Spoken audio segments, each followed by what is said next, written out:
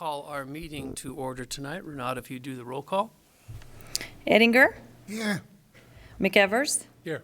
Gookin, Here. Miller, Here. English, Here. Evans. Here. So before we get started today, I just wanted to say that today we said goodbye to Deanna Goodlander.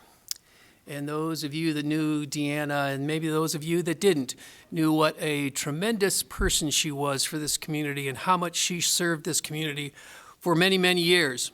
And the community that she loved so much is a better place because Deanna was a part of Coeur d'Alene. And so it was a difficult day to say goodbye to Deanna, but we are all better off because she was with us. And so our condolences go out to her family and her friends, and she's going to be greatly missed. So let's rise for our invocation. We have Jeffrey Winkler with us today.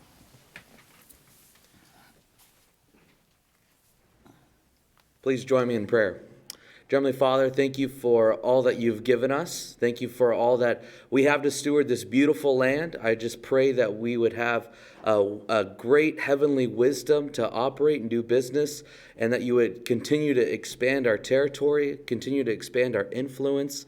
We love you and we give you all the glory. In Jesus' name, amen. Amen. Would you lead us in the pledge? I pledge allegiance to the flag of the United States of America and to the republic for which it stands, one nation, under God, indivisible, with liberty and justice for all. So there are no amendments to the agenda tonight, so we will move to public comment. Anyone that would wish to address the council on city business shall have 3 minutes to do so. Any members of the audience wish to give public comment? Susie, come on up. You're waving the flag.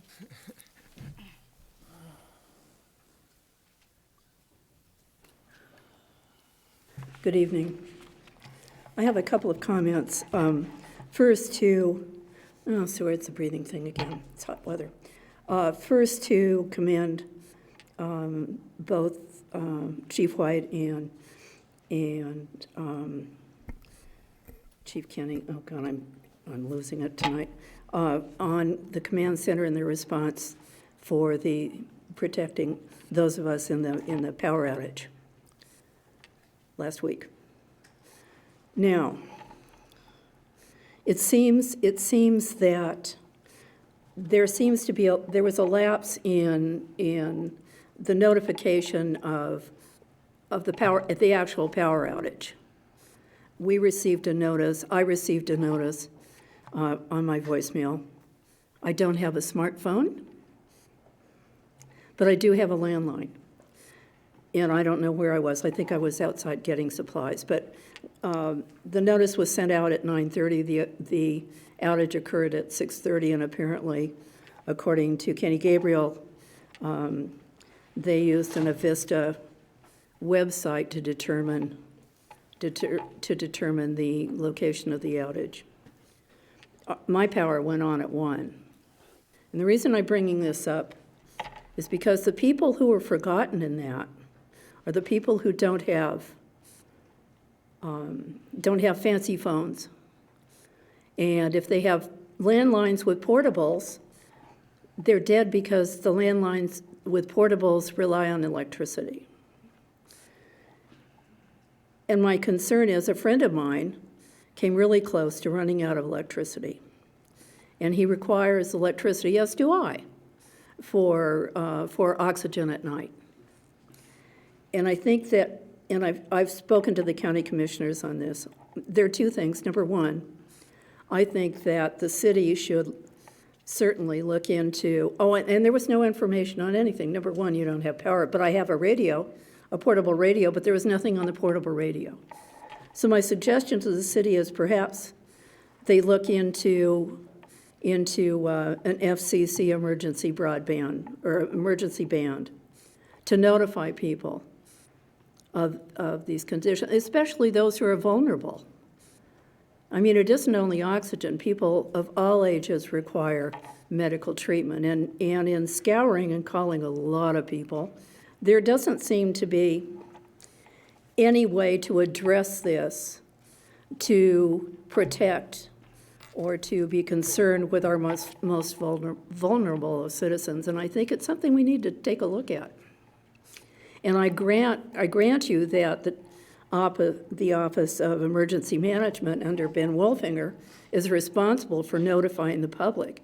But if you get a garbled message at 9:30, if you get a garbled message at 9:30 and then you get another garbled message, then you get another message that's clear but kind of clear, at 20 minutes later, it really doesn't help when the power went out, much earlier. So anyway, I'd like you to consider to consider the feasibility of radio broadcasting in emergency situations, and also in some communities, according to the website of the Homeland Security, some communities have a GPS locator for those who may be vulnerable.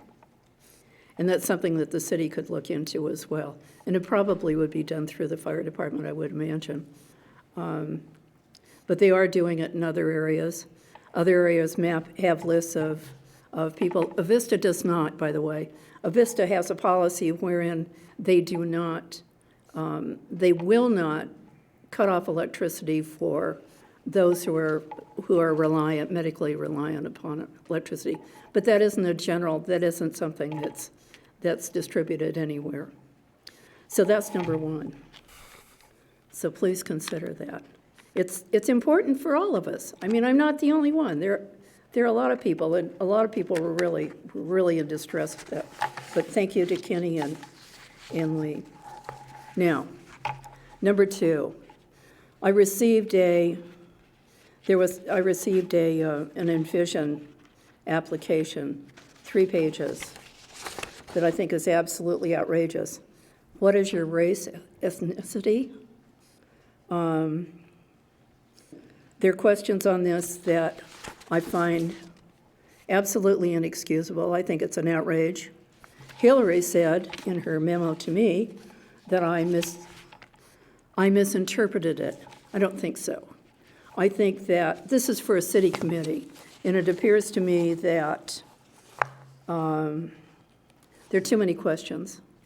If you want someone to serve and somebody to participate, you don't have to go through 3 pages of questions and answers involving specifics, and then a litany of what you can and cannot do, behaviors that are acceptable and unacceptable. I find it absolutely preposterous.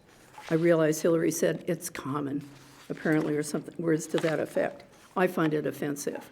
This is for public participation. So what you're going to end up with are 2 little special groups that are going to conform to, perhaps, an expected outcome. I don't buy that. Public participation is exactly what it is. It's for everybody. Everybody participates. You don't have special groups that say, well, we've made up our mind in this for this. Public participation doesn't work that way. You can have specialized opinions. Anyway, so I think it's offensive. I don't think it's something, and this is done by a nonprofit. I have no idea where it's going. Who's getting this information? Is it going to the nonprofit? Are they keeping it forever? It's not a good thing. If you want people to participate, fine, but not the specifics. Thanks. Did you read it? I'm sure you did. You got my email this morning, I know. I opened your this morning. emails first thing. Anyway, I wish all of you would take a look at this. And if you don't find it offensive, that's fine.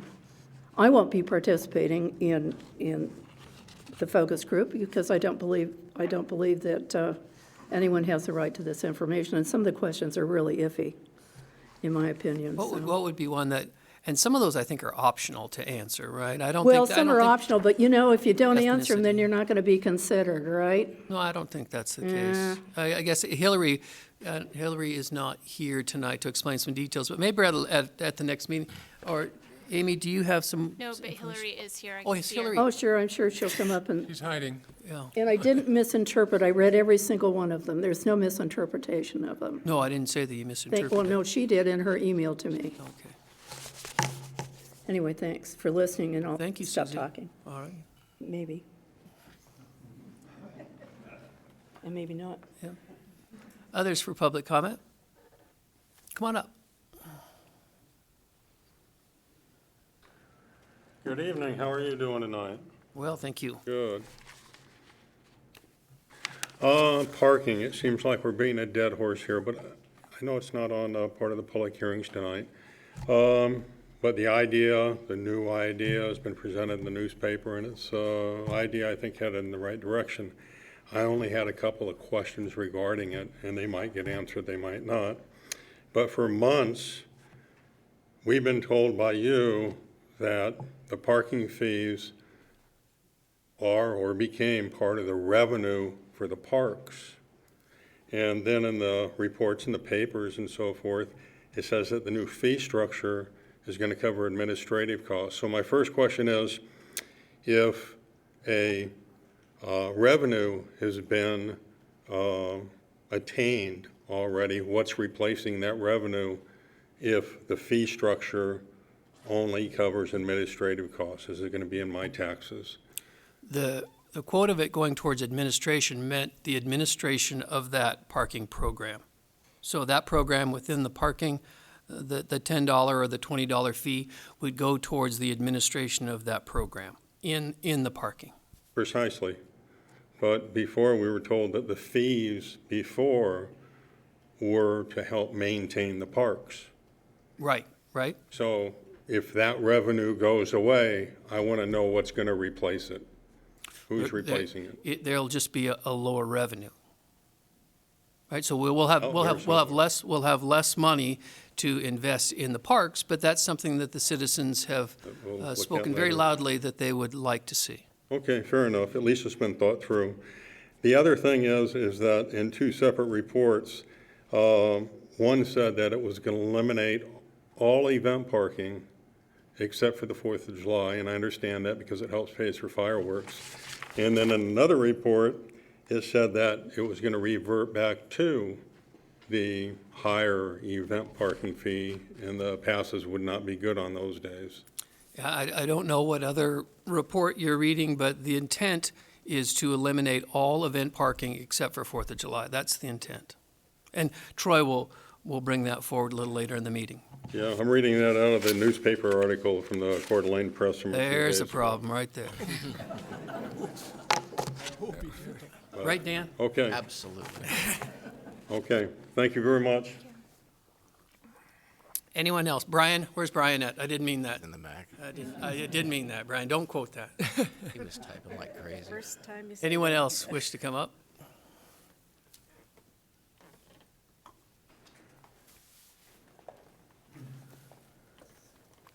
Terry Godbout, Forest Drive. Probably be the shortest time I've ever been at this podium. Several weeks ago, representing the We the People Facebook group, we submitted a letter to all of the commissioners asking for consideration of discussion and a possible decision on a possible moratorium on the R34 special use permit. We've received no response to that. We're looking for some guidance here. We don't know if the place to go is to council or to the planning commission. We don't have a lot of people here tonight backing us up because there's nothing for them to back up. We just want to find out if this is going to go forward and where it's going to go. So, Okay, thank you. I have a couple of follow-ups. Usually, if it's okay, Mr. Mayor, usually a moratorium has to be something that deals with public health and safety, if I understand it right, and Mr. Gridley can correct me. But it's like, if you're going to do a moratorium, it has to be something that's going to be like imminently dangerous. And I don't think that R34 has proven itself to be imminently dangerous, and he's nodding okay. But I think and I don't know what we have in our tool chest, but I don't know if there's something we can do where we can just suspend it or pass a resolution or something like that, if that's what you're after. But just be cautious when you use the word moratorium, because it has a lot of gravity to it. And people toss it around like, oh, moratorium on growth or whatever, but it has to be something that's dangerous. And I think the last time they did a moratorium here was for the hillside ordinance, which was a potential that there could be someone get hurt or injured if something fell off the hill. I think I'm being general. Okay, I But, think somebody else is going to speak to that. okay, with all right, legal good. But experience. I think Go there's, ahead. if you want to do something about like forbidding all R34 or something in the city, then I think there's a different avenue you can take. If you use moratorium, though, people are going to do this because it's not We're the open health to or anything. safety. So, Okay, okay, thank you. thank you.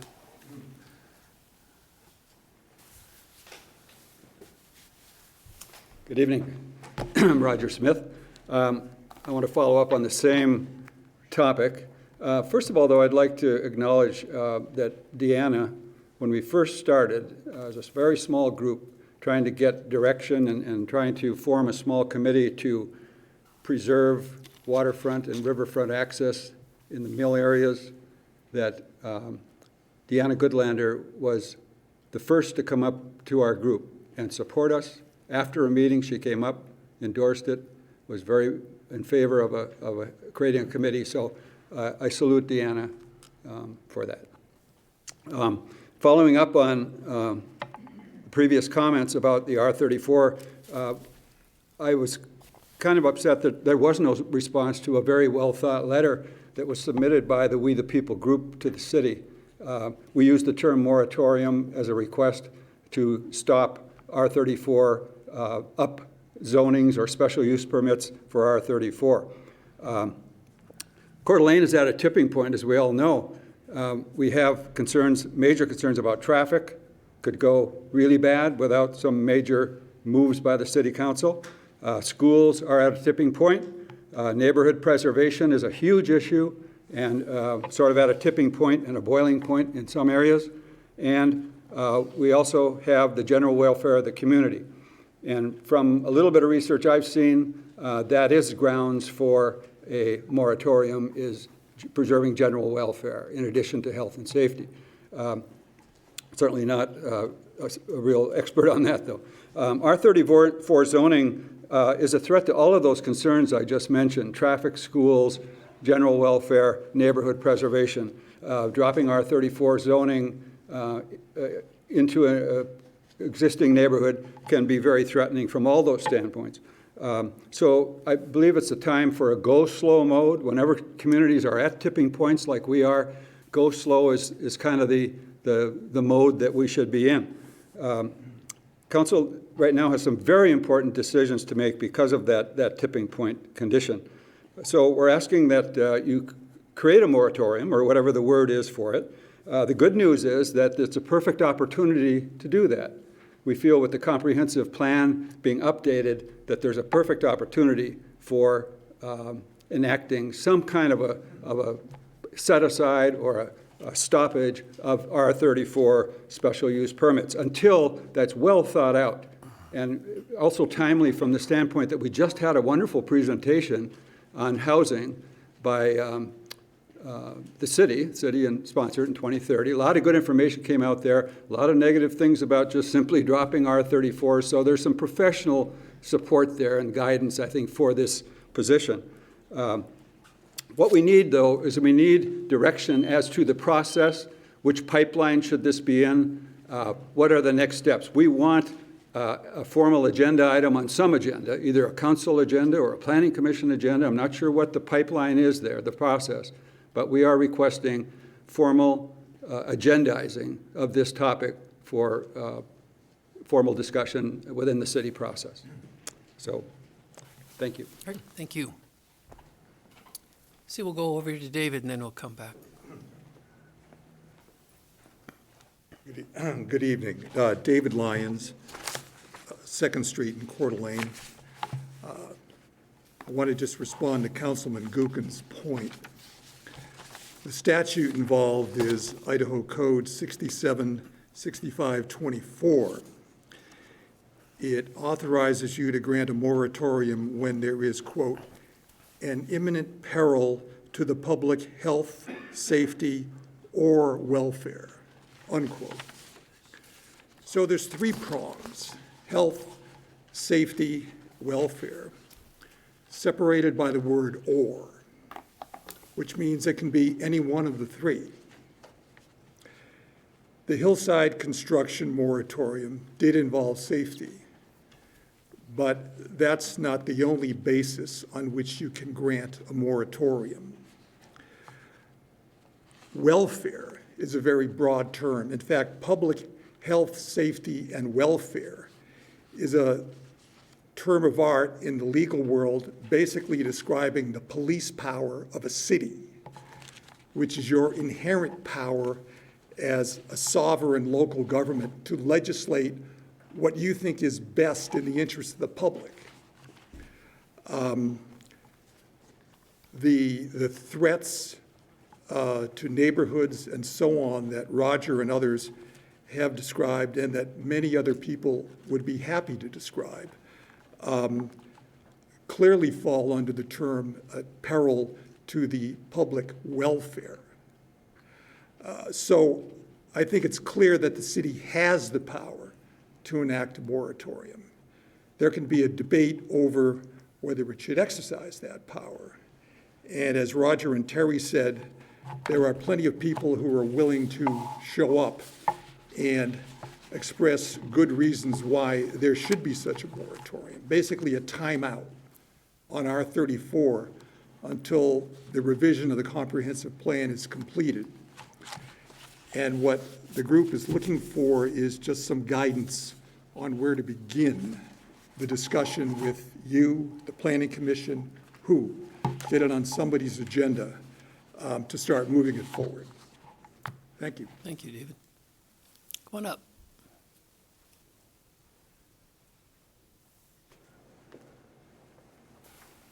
Hey. I'm Ian Smith, and I'm here to talk about the request for a moratorium. I'm in support of their request, the We the People of Coeur d'Alene,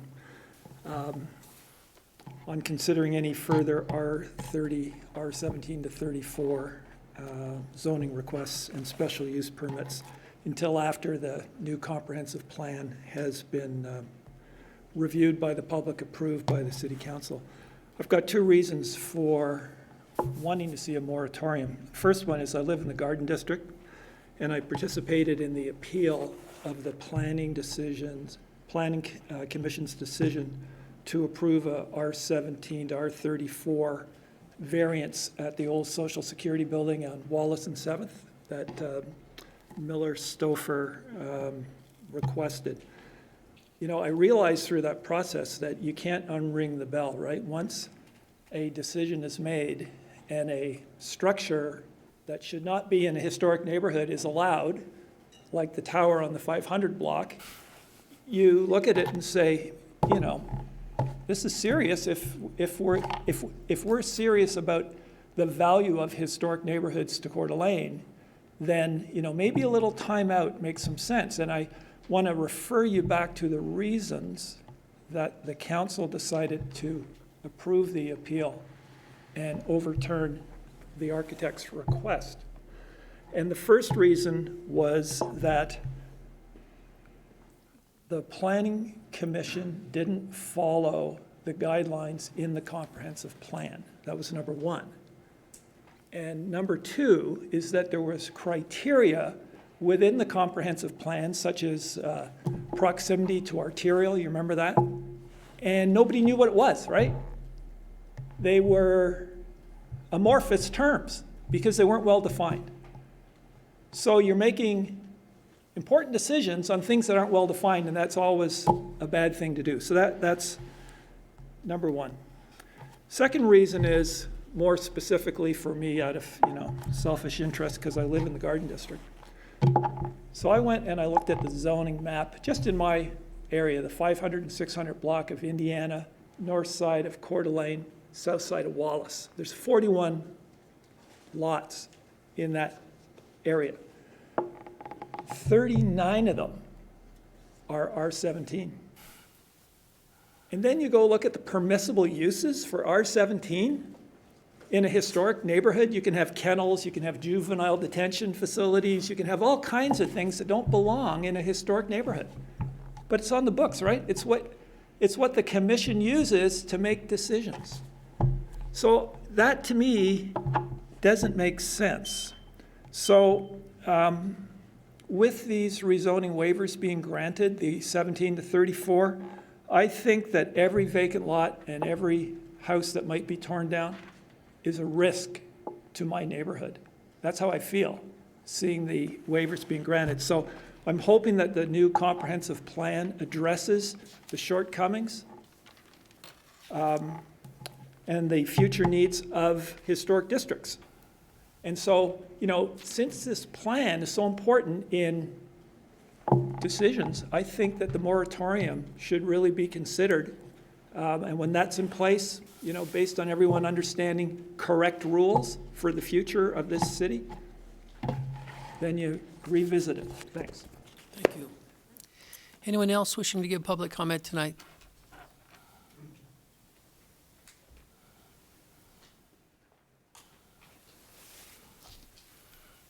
Hi, I'm Walter Burns, speaking on the same topic. I won't use the word moratorium because evidently there may be some issues there. But first of all, I'm the vice president of the Garden District Board of Directors and have been asked to come here and say that the board gives its unanimous support to the idea of taking a breath here on the R34s and really looking at things. I'm also a member of the County Historical Preservation Commission. And in that capacity, I just wish to say that progress and preservation are not at odds with one another, but what connects the two is planning. And that's what we're doing here. That's what the comprehensive plan is all about.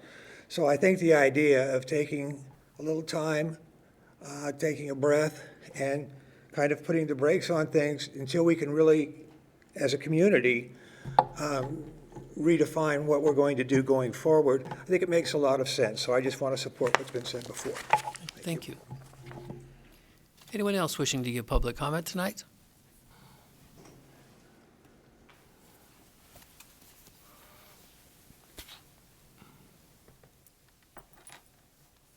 My name is Faith Sweeney. I live at 701 Foster in the Garden District. And I support the request for this go slow, put it off, let's settle these issues through the kind of focus groups and community-wide discussion that I'm excited to see happening with the review of the comprehensive plan. And I hesitate to offer this in a way because I really think waiting for the comprehensive plan is the best way to go. But it seems to me, just from reading the newspaper, that you recently reviewed the ADU, the accessory dwelling unit policy. And if nothing else, this R34 conversion would deserve being dealt with before you do any more rezoning of that nature, if waiting for the comprehensive plan is too long. But I think even that really needs to be in the context of all the other decisions that are made, the defining of terms and looking at what's happening everywhere. Thank you. Thank you. Anyone else wishing to give public comment tonight? Okay. Dan. Actually, I would like to make a couple of responses to what was mentioned. First to Susie on the emergency planning process. At the job I recently retired from working with seniors, actually, we were a participant with the emergency management folks at the county, and they have quite a wide variety of groups that they get input from, and one of them specifically was the whole concept of, okay, who are the most vulnerable and shut in and all of that, and so there is work going on that.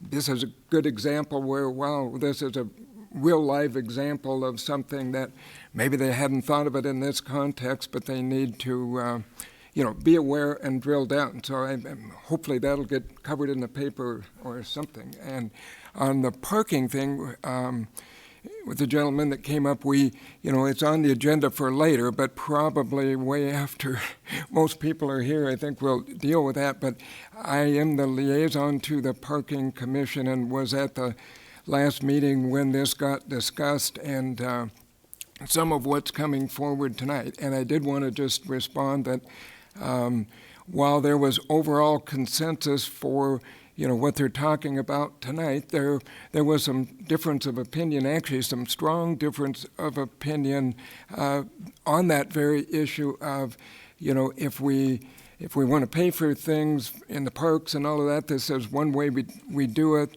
The Parking Commission has put a lot of time and effort into looking at that, and therefore, if we cut back on some of that revenue in one place, actually, through the it's a tax shift to property taxpayers, but it's also, you make decisions like that and trade-offs and consensus of how people would like to do it. But I did want to just acknowledge since people may not be here later, that, there was some difference on that, but the ultimate, conclusion was consensus, and I think a good amount of support for it, so. Thank you. And Mr. Mayor, I just wanted to add something about the R34 thing. And I fully understand where you guys are coming from. I really want to help preserve and protect established neighborhoods, just like you guys do, and see that there could be this potential threat. My experience is we don't get a lot of the R34 special use permits. I mean, we have recently, but generally they don't come up. And realize that if all of a sudden, say you did have a moratorium, there's going to be grandfathered people and people who are going to scramble to do them, who are kind of sitting on the fence, so it may have some unintended consequences. You just need to be really careful if you decide to go forward on that route, that you could see a lot more of them than we normally get. So just a heads up. Can I have one question? Follow up to Dan's question. What is that route? Maybe, Mike, you can tell us, what would the process be if somebody wanted to have an open discussion about the R34, what the council can legally do, and what are the pros and cons of considering that during the upcoming comp plan discussion, and how does that work? Well, good question. You could put it on an agenda anytime you want, so you could do that. I think there's a couple mistakes. One is there's a process already in place. So if somebody wants an R34, wants an upzone, what happens? They have to file a request. There's a public hearing with the Planning Commission. That could be denied. So the request could be turned down right there. That's the end of that. If it's approved, it could be appealed. Comes to you guys. You can turn it down too. So I think it's a little bit of a misunderstanding of our process to say we need something else in there because there are safeguards with the Planning Commission and with City Council already. I think Councilmember Gookin is right about the moratorium. I think Mr. Lyons is wrong in that it does have to be an imminent peril. I think the only one we've had since I've been here was we actually had a road slide off the hillside down the hill. And this time, construction was going on, and council, in their wisdom, said, whoa, we need some new rules because we don't want roads sliding down the side of a hill. That's a much different peril than, I would suggest, than we've got too much traffic, or there's too many people, or they're going to build a building too big. That's not an imminent peril. That's not something the courts would acknowledge as justified under the ordinance or the statute that was cited. So, number one, you can put something on your agenda to talk about anything you want to. So that could happen. Or Planning Commission could talk about it. That might be an appropriate way. But two, there's already a process where an R34 request or any zone change comes to public hearings. There's notification, publication, advertised to neighbors, postings on the site, come in, can be turned down. or if it's approved, it can be appealed and then denied. So there's already protections to slow things down or to do something different. And then finally, like I said, a moratorium, in my opinion, would be not defensible at all under Idaho law.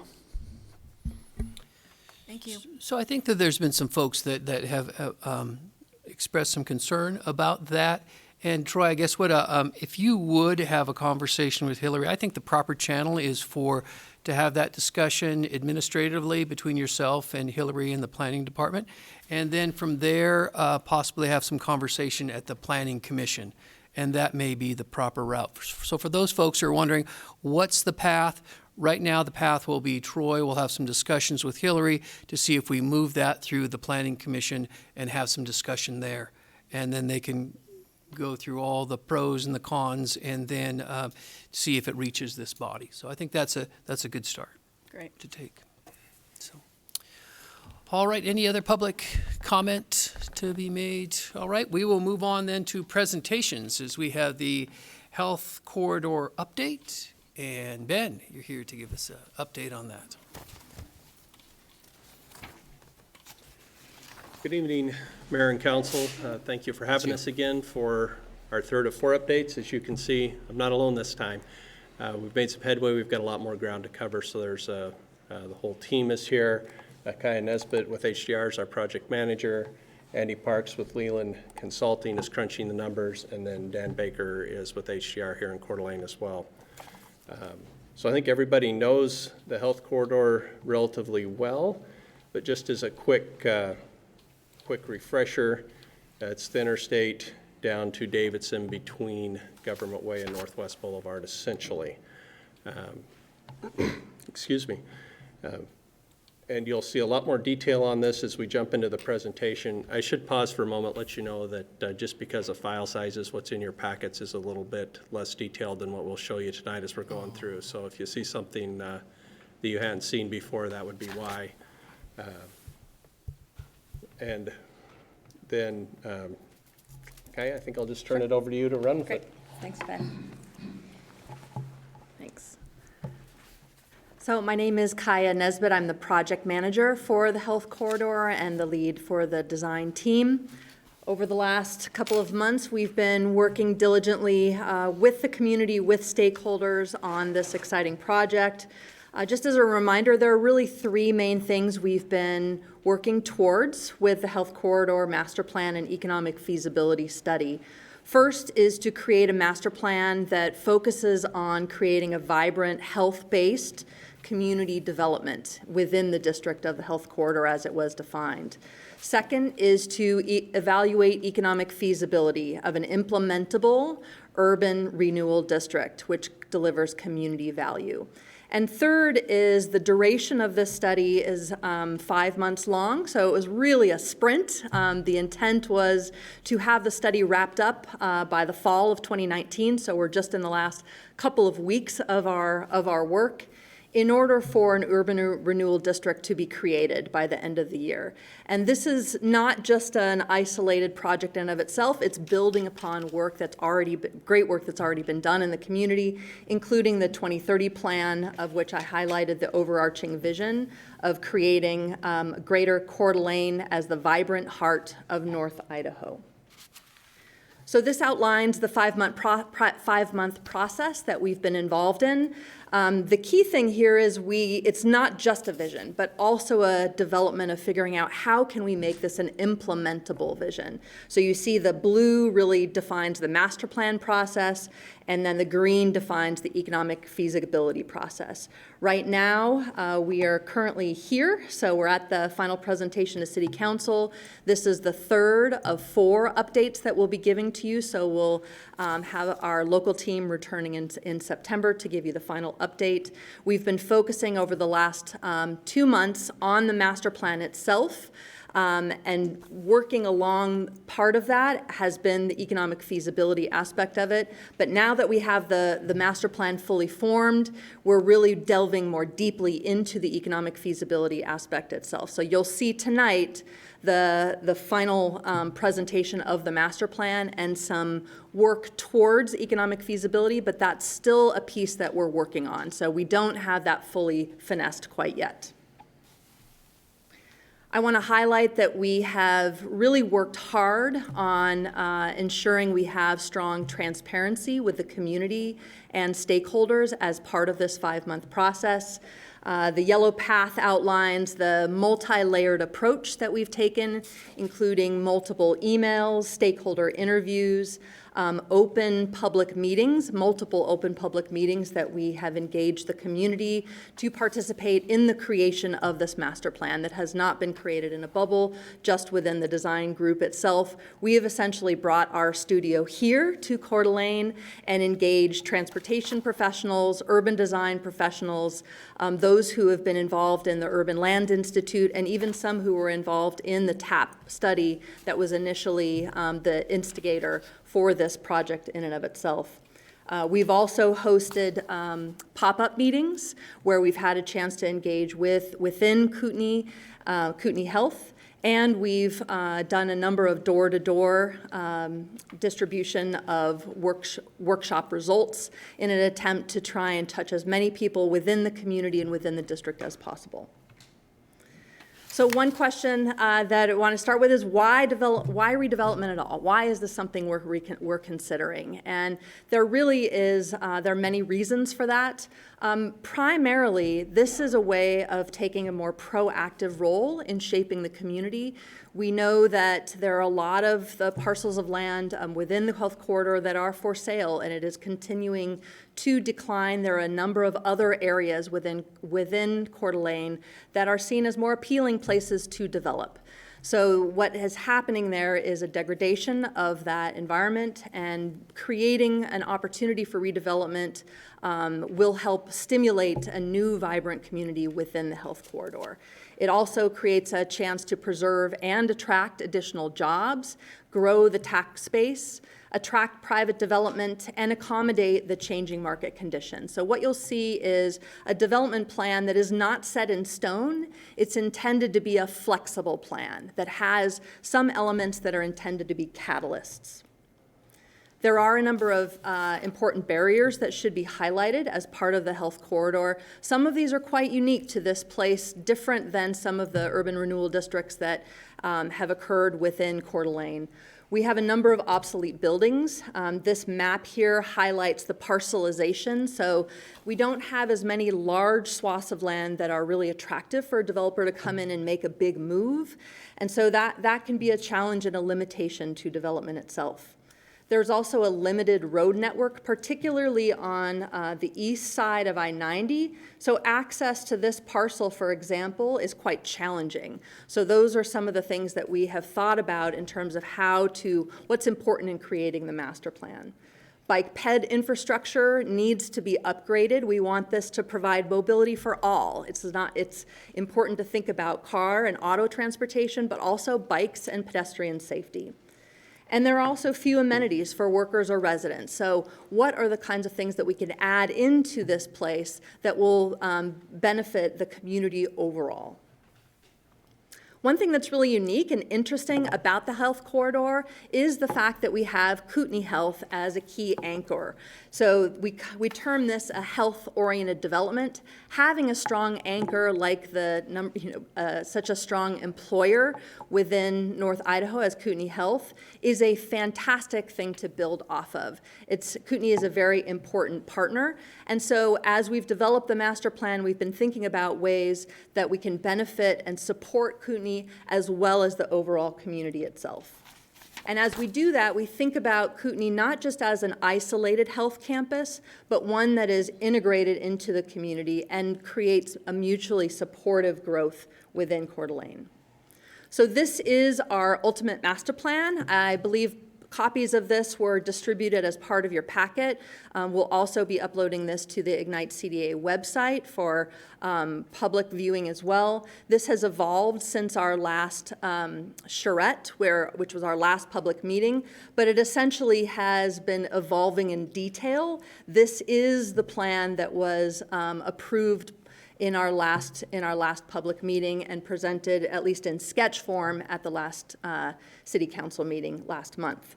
So with a limited time today, I won't be able to go over everything in detail, but I do want to highlight the fact that our design team was really challenged with not coming up with small incremental steps, but big moves. Things that would become catalytic changes for the health corridor and really help to take this into a future vision. But I want to highlight that this is a long-term vision. This is not something that will happen overnight. This is not something that the council or Kootenai or any single partner will be able to do in one fell swoop. This is a complex plan. It will require multiple partnerships, and part of the economic feasibility strategy is investigating all the different ways that we need to think about how to implement this. And so Andy will talk a lot more about that. But to first go through a few key elements about this plan. Number one thing that we heard from the community and from our stakeholders is that we need a stronger street hierarchy. What this does for us is, one, helps to smooth transportation mobility. Two, it helps improve wayfinding clarity. Three, it improves connectivity and permeability. We know that getting in and out of the corridor can be a challenge, but also even just getting within the corridor, even just walking across the street to Peak Fitness can be a challenge. So thinking about mobility as a multi-layered approach is important. And then lastly, developable parcels. So especially on the west side of I-90, you see that we've created a framework of streets that will essentially create more attractive development opportunities. On the east side, the big move is a north-south street that creates better accessibility and more developable opportunity just east of Highway 90. This is a vision for what is important, an important aspect of the plan, which is increasing density and a focus on placemaking. So in order to have the TIF financing and the funding to be able to create some of these public amenities, we need to have a little more density. That's not extreme, but this shows that we're talking probably 3 to 5 stories in the densest core at the heart. It also highlights the importance of streetscape amenities. And then at the last, what you see is creating these visible nodes and these anchors towards hospital expansion. So in that way, it's exactly what we're saying in terms of symbiotic balance between creating opportunities for the hospital to grow and evolve, but also great places for the community itself. In terms of mobility improvements, there's no single silver bullet. And so we've engaged a number of transportation professionals. We've also had discussions with KMPO and ITD about how can we improve that large-scale mobility improvement transportation, as well as at that fine grain. Here are a couple of those big moves that we're proposing. One is an I-90 overpass, where we've explored a couple different location options for that. Two is the idea of a right-in, right-out off of Highway 95. We know that this is a challenge. We've had initial discussions around this, but this will continue to be something we need to work through. And then lastly, and most importantly, the realignment and relinking of Ironwood. So you can see it's a smoothing it out, creating, I'll show you the street cross-section, and Ben is going to talk a little bit about how that will get adjusted. And then punching all the way to 3rd, that creates yet another way of getting in and out of the district itself. One thing we heard loud and clear from the community and in our public engagement was the importance of neighborhood stabilization. We see the residential area to the south of the corridor as a fantastic area that is something we should build onto and connect more to, rather than changing too dramatically. Market forces may evolve it over time, but the opportunity for redevelopment really lies within these two cores, right around Kootenai itself and to the east of 95. So that's the area we propose focusing on. Another thing I want to highlight is the importance of trail connections. There was a walkability study that was done that recommended a connection to the Centennial Trail here in the northwest corner. We think that's a fantastic idea, and whether it requires an underpass or potentially a connection through, that's another piece that we've incorporated as part of our project list. I'll invite Ben to come up and talk a little bit about some of the mobility cross-sections. Okay, we pulled together a couple different street cross-sections to try and get a better feel for what some of this would look like on the ground, or at least what our vision of potential future could be right now. This is a snapshot of Ironwood. Long-term, you can see the growth around it. The asphalt itself gets a little wider. The idea is to sneak in a parking lane along one side. But more importantly, the roadway is widened a lot to accommodate bicycles and pedestrians. There's actually a full cycle track plus a sidewalk on each side just to let the bicycles and the pedestrians both flow freely through there. And then you see the streetscaping and whatnot to just basically clean it up a little bit, but it also acts as traffic calming to help everybody relax and slow down a little bit through there. That in conjunction with the master plan, that you can see the intersections make a lot more sense. It's a lot more predictable, and people can get through it and understand what's going on while they're doing it. There's a couple different ones shown here. First of all, a proposal for what Lakewood could look like coming in from the south. Again, it's a 2-lane road, which it is now, but widen it out, add some on-street parking onto it. And then again, get the separated dual-use paths where pedestrians and bicyclists can both operate and flow through. We came up with some of our own street names, so pardon us if they're a little bit corny, but a new health drive, which would be facing the hospital, really hard to see kind of, but just north of Ironwood, coming straight down to what could be a new front for Kootenai Health, where again, you've got the wide streetscape, you've got the on-street parking, and the bikes, pedestrians could both use it as well. Same theme is repeated on what would be Shopko Avenue, the north-south road that parallels 95 to the east. And then the other one is addressing the residential neighborhoods. We heard loud and clear that there's a need for some traffic calming in there, which makes perfect sense. Easy way to do that would be, coming in, cleaning up the intersections, doing some bulb outs. Maybe you do some very small center traffic island type deals to slow people down, just so those roads aren't overwhelmed with the traffic. Our residents are already starting to see those roads being used a little bit as a cutoff. So mobility's two things really. First of all, it's letting people be able to move freely and flow freely where they need to, but then it's also slowing it down and calming it down where it needs to be calmed down in the neighborhoods. So that, that's not all the ideas or anything, but that's a snapshot just to kind of help you understand thoughts right now. Thanks, Ben. Back to you.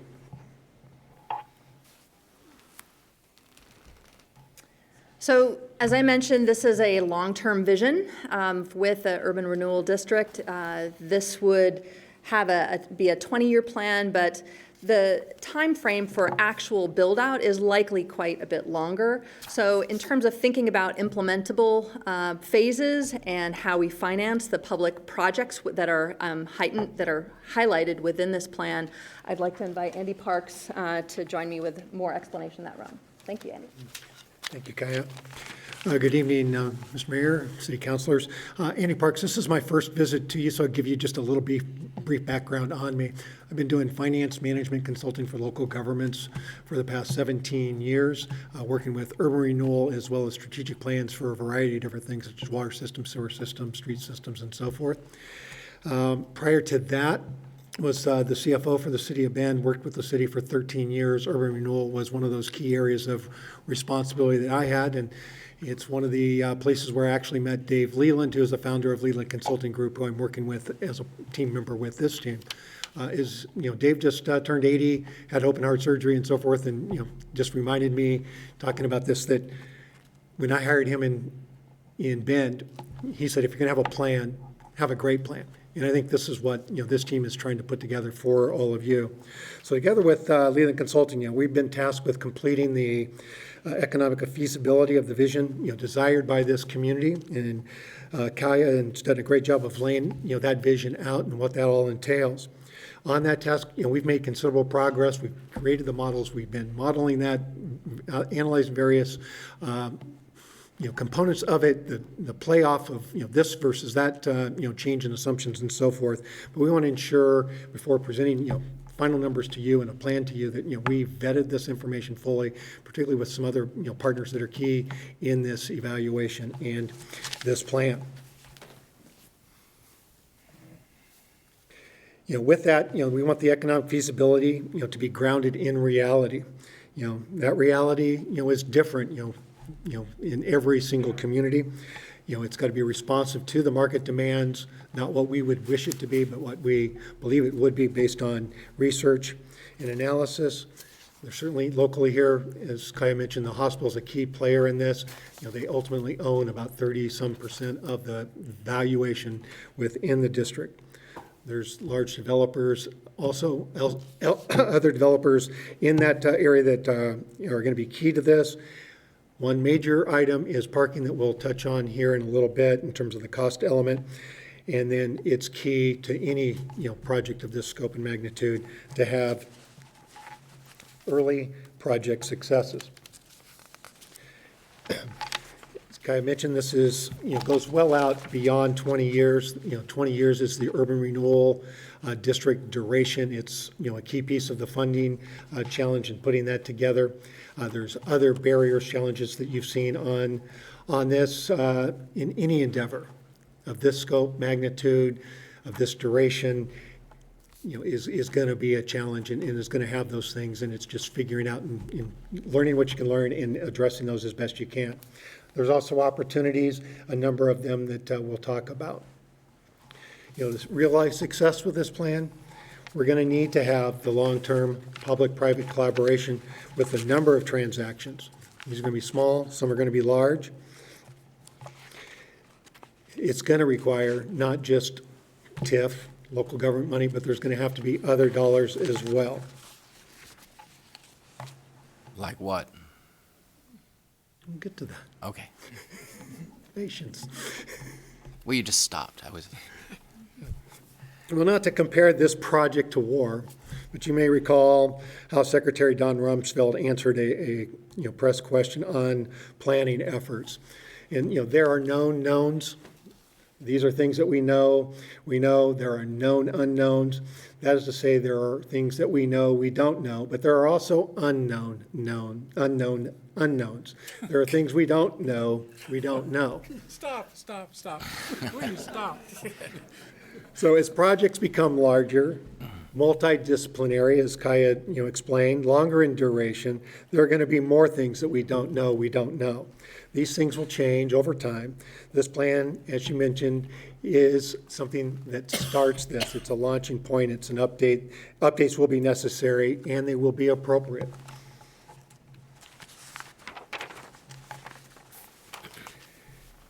Some of the known knowns that we do know would be developers will develop if they find an appropriate return for the risk that they're taking.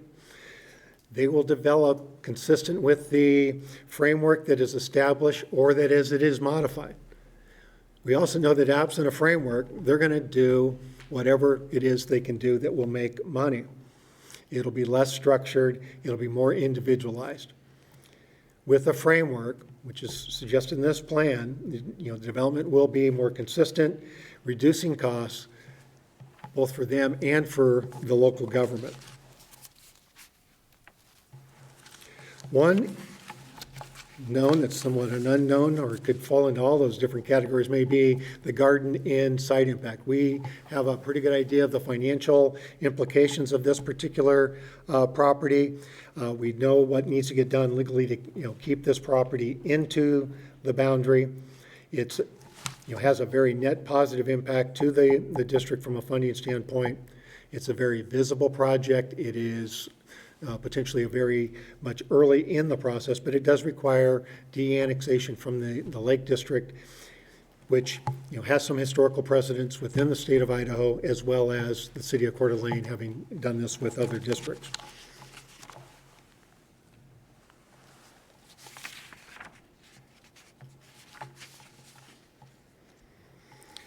As far as the full build out of this plan, we're looking at something of the order of magnitude of $150 million in today's dollars. You can see from this that a big part of this is parking. Roughly 68% is parking-oriented costs. Transportation-related costs in total are around 27%, with 18% of that being local-type streets, the grid framework that you saw south of Highway 90. The bridge is another 9%, type of cost. So overall, you look at transportation-related, parking-related type stuff, you're looking at 95% of the cost of this plan. And how do you ultimately, fund those type of improvements?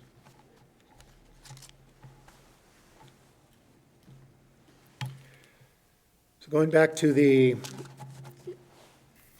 ability to ground ourselves in, what those financial resources may be, particularly through TIF. The Leland Group in particular went through a fairly detailed evaluation of the resources available to them to project out what the demand for the various types of development might be. And what they came back with is there'd be a wide range of various opportunities in housing in a range of price points, senior down to lower entry points, ownership versus rental, retail development, office development, primarily in the medical office area, and then lodging. These types of development, from their forecast, looking out over a 20-year horizon, result in this type of anticipated impact. Bottom line, from a financial standpoint, and the timing is what shifts a little bit in this with the development of the other infrastructure, but it's roughly $361 million. It represents a 5 to 6% growth rate on top of any inflation that might happen in the valuation within that area. We've looked at that, from a financial standpoint. Is that a reasonable type number? What do we have that compare that to? In looking at a number of other urban renewal districts similar to yours in terms of the level of complexity, the level of development, and the things that are in front of it, it's very reasonable, including looking at your Lake District, which has a very similar growth rate of that 5 to 6%. So we're anticipating this will create TIF that can provide significant contribution to address the needed infrastructure capital required. Looking at the mapping again on what that infrastructure looks like, again, you really don't have a grid system in place right now. It's almost like a homeowners association, and they've kind of built a street where they need a street or a driveway to get to a building, and it's been somewhat disorganized and project by project. And this plan calls for bringing that back into more your typical street grid type system, a variety of different alternatives to move traffic around, provide that continuity and the consistency, the connectivity, not only within that area, but then across in connecting through the rest of the community. With that type of infrastructure in place, you then have the ability to see the type of investment that was mentioned a couple slides ago in terms of moving forward. And again, this is a full build out. The $361 million worth of development is but a portion of this development. So this is, again, going out and looking past that 30 to 40 year horizon. What we do know, I think, without the street network, it's very likely the private sector development is much less likely to find this as an attractive development location, and they will seek other locations. On the revenue side of things, where are we seeing the primary resources? Tax increment financing certainly is one that we've done quite a bit of analysis with. The early significant private sector developments, such as the motel development. There's some other office type work that, or projects that are being looked at as well. Those clearly add to that increment capacity. There's potential for federal and state assistance with the bridge, potentially other improvements that provide that connectivity to the state highway system. You do have some large engaged private sector and public sector property owners in that area that have expressed interest in seeing this plan move forward and providing financial assistance. Pilot, I mentioned earlier, with the Kootenai Hospital District, they represent a significant portion of this that's tax exempt. So certainly Pilot, since they're not ultimately paying any property taxes, anything that they do would create an issue potentially funding-wise. We're having conversations with them, with Pilot, and what what is a reasonable amount to bring into that equation for them and for the, from the development for the rest of the property owners that are participating. Daniel, is that in Idaho code? Payment in lieu of taxes? Yeah. It can be in many forms in terms of them making contributions, whether it's they're making a payment out of the goodness of their heart, or it's part of a development requirement that they're making these types of payments. So we'll work with your legal staff to make sure that that's something that is doable. It's something we've talked with, and I have not heard that as a challenge. Thank you. You missed that one. Then certainly we'll be looking at developer contributions for any of these different projects. There will be varying levels that we've looked at, and certainly the intent is to try to, again, bring the barriers down so that private sector development can take advantage of these opportunities and move forward quicker, which increases the return to the district. And then certainly looking at potential grants.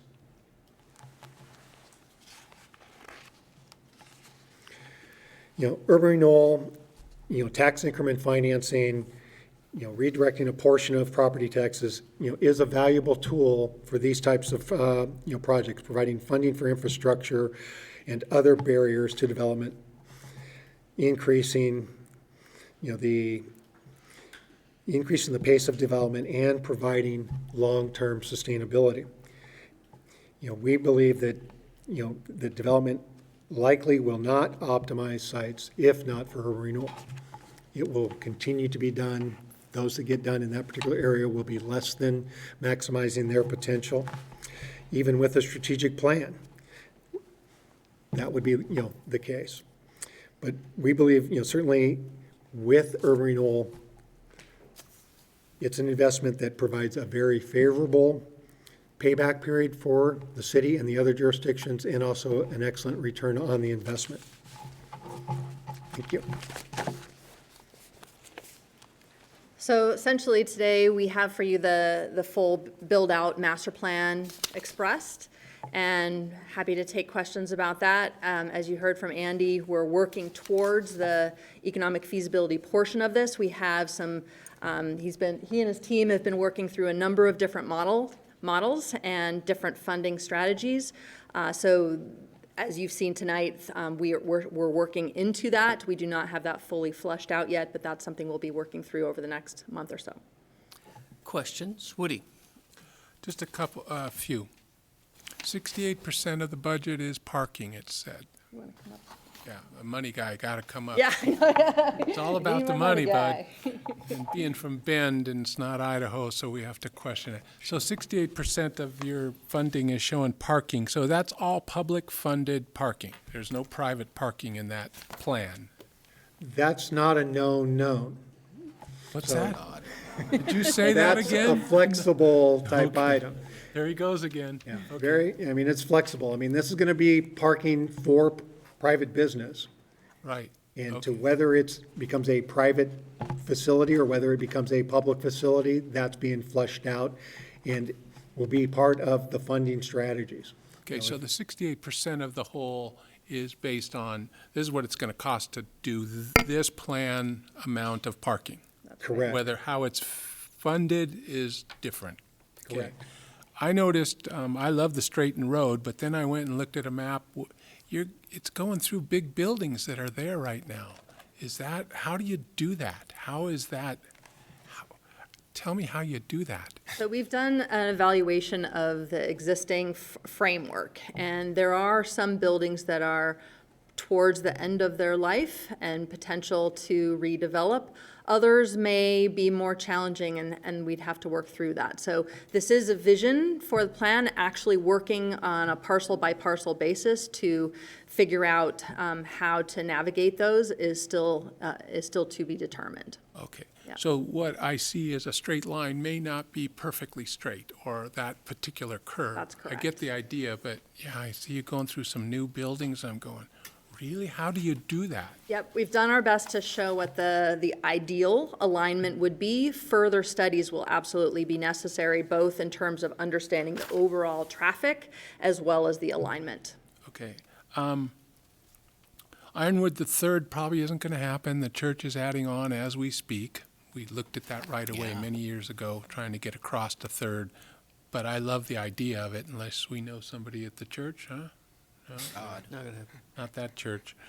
So when I look at this concept, this is a concept. I remember a concept for Riverstone many years ago. And then things were moving along pretty good, and then the economy tanked, and then everything changed. Mm-hmm. And I understand, they have to do what they have to do. So this really isn't, if we say, yeah, we love it, it doesn't necessarily mean it's going to happen exactly as you have planned it. Is that correct? That's correct. Yes, it's a vision, and it's trying to address the challenges that we heard from the community, from the stakeholders, and that were identified. It's trying to pull together the best solution that the design team and the community could put forward at this time. The intent with some of the with this plan is to really identify the list of projects that would be required to make something like this happen, and put some round numbers around what would kind of funding would it take to make this happen. As you highlighted, market factors can change things quite dramatically. That's why we didn't put a lot of emphasis on what each building exactly would be. Our emphasis was really more on the public realm and the public benefit, because the things like creating the grid, creating a park, those types of items would be more of that broad public benefit that we'd be able to control who owns which building and how the market changes, though that ownership is more based on a market fluctuation. Well, the last thing I wanted to ask was, you have these, looking at the cool layouts and all the colors, that helped, thank you, was you think, or this vision appears that people that work in the hospital want to live there. Is that, I'm seeing all these multifamily neighborhoods with parks and walkways and streets and sidewalks and all that. Am I too old to relate to everybody living together in R34? Well, the intent is not to just create a community only for Kootenai and their employees. The intent is to create a place within this 275 acres that benefits Coeur d'Alene holistically and helps to bring forward opportunities for Kootenai Health's growth, which includes their employees and future employees. So a couple of just stories that we heard from residents who are currently living to the south is their perception initially was, oh, this is a plan you're trying to create for Kootenai. But once we worked through the plan together with many of the residents, they felt like, wow, that park is something I would love to go to. If there were restaurants that would be for all of us, that would be a great place I could walk or bike to. So the intent is to create a district within Coeur d'Alene that provides another place for all Coeur d'Alene residents to go, as well as visitors, as well as employees. So it was intended to create a place for all. Really nice. Thanks. Other questions? Dan? Thank you, Mr. Mayor. I have some questions and some comments. First is the use of the word parcelization. That's an interesting word, isn't it? Parcelization. I had to look that up. It's not in the OED. When this was originally presented to us, the word used was property assemblage. And it was referring to, I don't know, because it was kind of nebulous at the time, but it would be nice if the final report would indicate what properties needed to be assemblaged for this parcelization barrier that you've cited. And it also seems like, as Woody said, there's probably going to be a lot of stuff you're going to need to buy or condemn in order to make this happen. I mean, it's got to all come together, and it seems kind of expensive. It was interesting to hear that the hospital owns 30% of the valuation within the district. That's really big. But then Daniel mentioned this pilot thing, which I've never heard of before, and I just don't know if you can get, I mean, it seems it would be equitable if there was, you know, everyone else is paying the TIF, if the hospital was contributing it, but I just don't know if there's any way to bind them to that. And that's not my issue anyway, but I'm bringing it up. It's very interesting that I've heard now for the first time that this is a long-term project, because when it was first presented to us, it was told that there was a rush, there was an immediate need.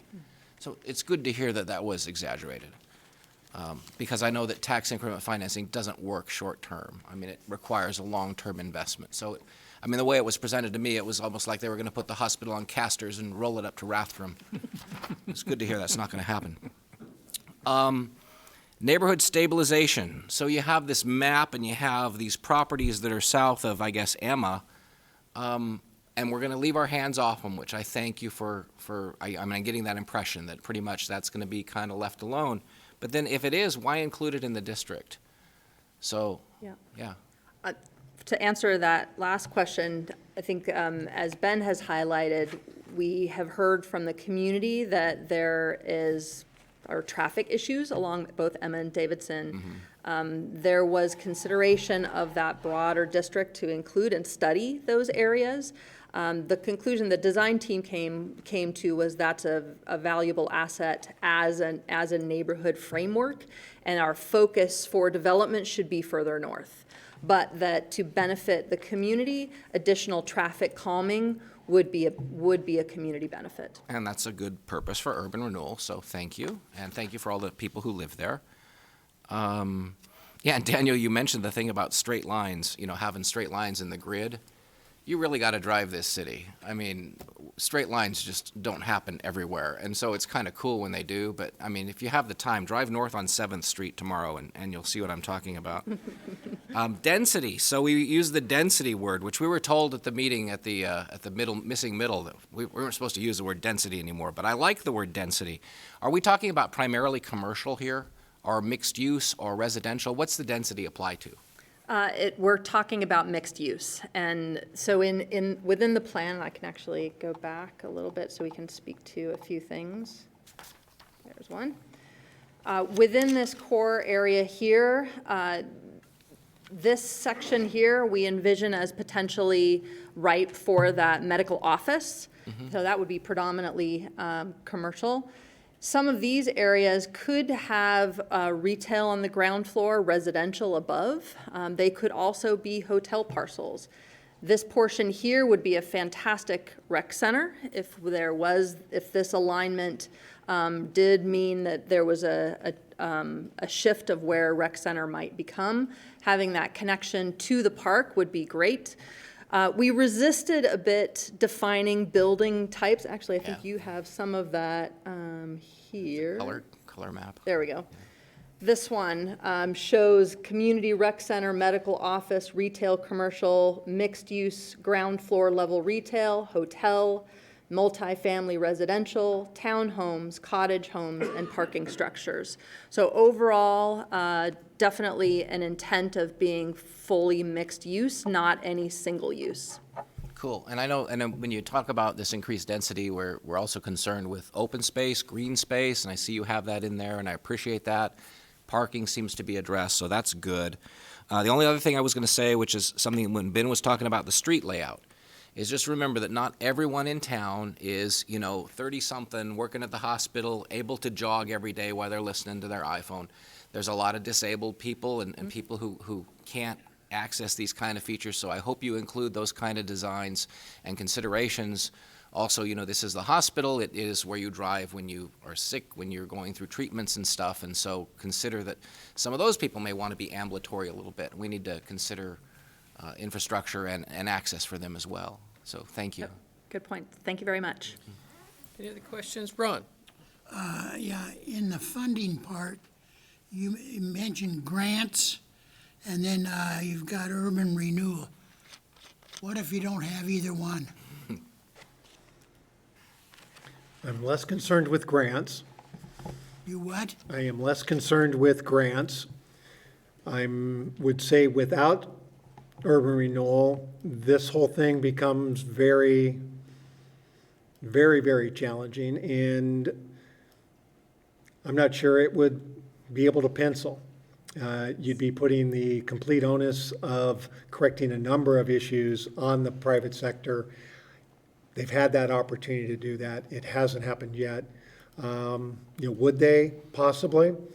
But urban renewal would certainly make it a lot easier for that to happen, facilitate that, and move the community forward, I think, in a much more timely fashion than without urban renewal. Tony, did you hear that?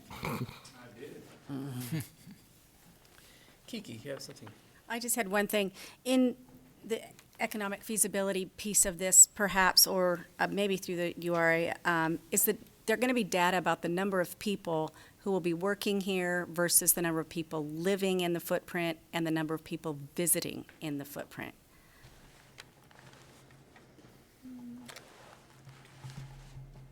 I don't know the answer to that. I can tell you that, just looking at the information I've read, it does track the number of employees. That is what is driving much of the counts as it relates to the medical office in particular. As far as whether they're living here, not living here, within the city limits, how far out.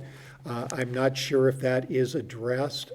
We can see if it can be. Just seems like we're dealing with going through things like the missing middle and looking at, we have an influx of people moving here and visiting here. And this plan is going to draw both of those and more. And so I'm just wondering how that's going to track to say, how are we going to take care of those visitors within here and take care of visitors, patients, guests, families who are all there for this, short period of time that they're in the medical facility, but then also the people who work there, how many of them are actually going to be able to live there. So I'm just wondering if that's going to be addressed and how. Well, I think one area with respect to visitors, and I think that's why you're seeing the hotel demand. 3 significant, developments, 370 rooms, and those are all in the not too distant future. One that you already have underway, a couple of other that, we understand are in that process of, moving things forward as well.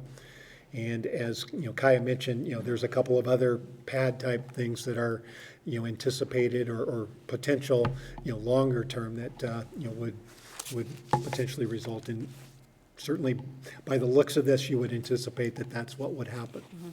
I think the only thing I would add to that is the market demand that Andy highlighted is based on the analysis of market demand for medical office as well as residential hotel, so that it may not be quite as fine grain as you're asking for, but in larger volumes, we have a sense of where those market pressures are, and this plan is attempting to address those. Okay.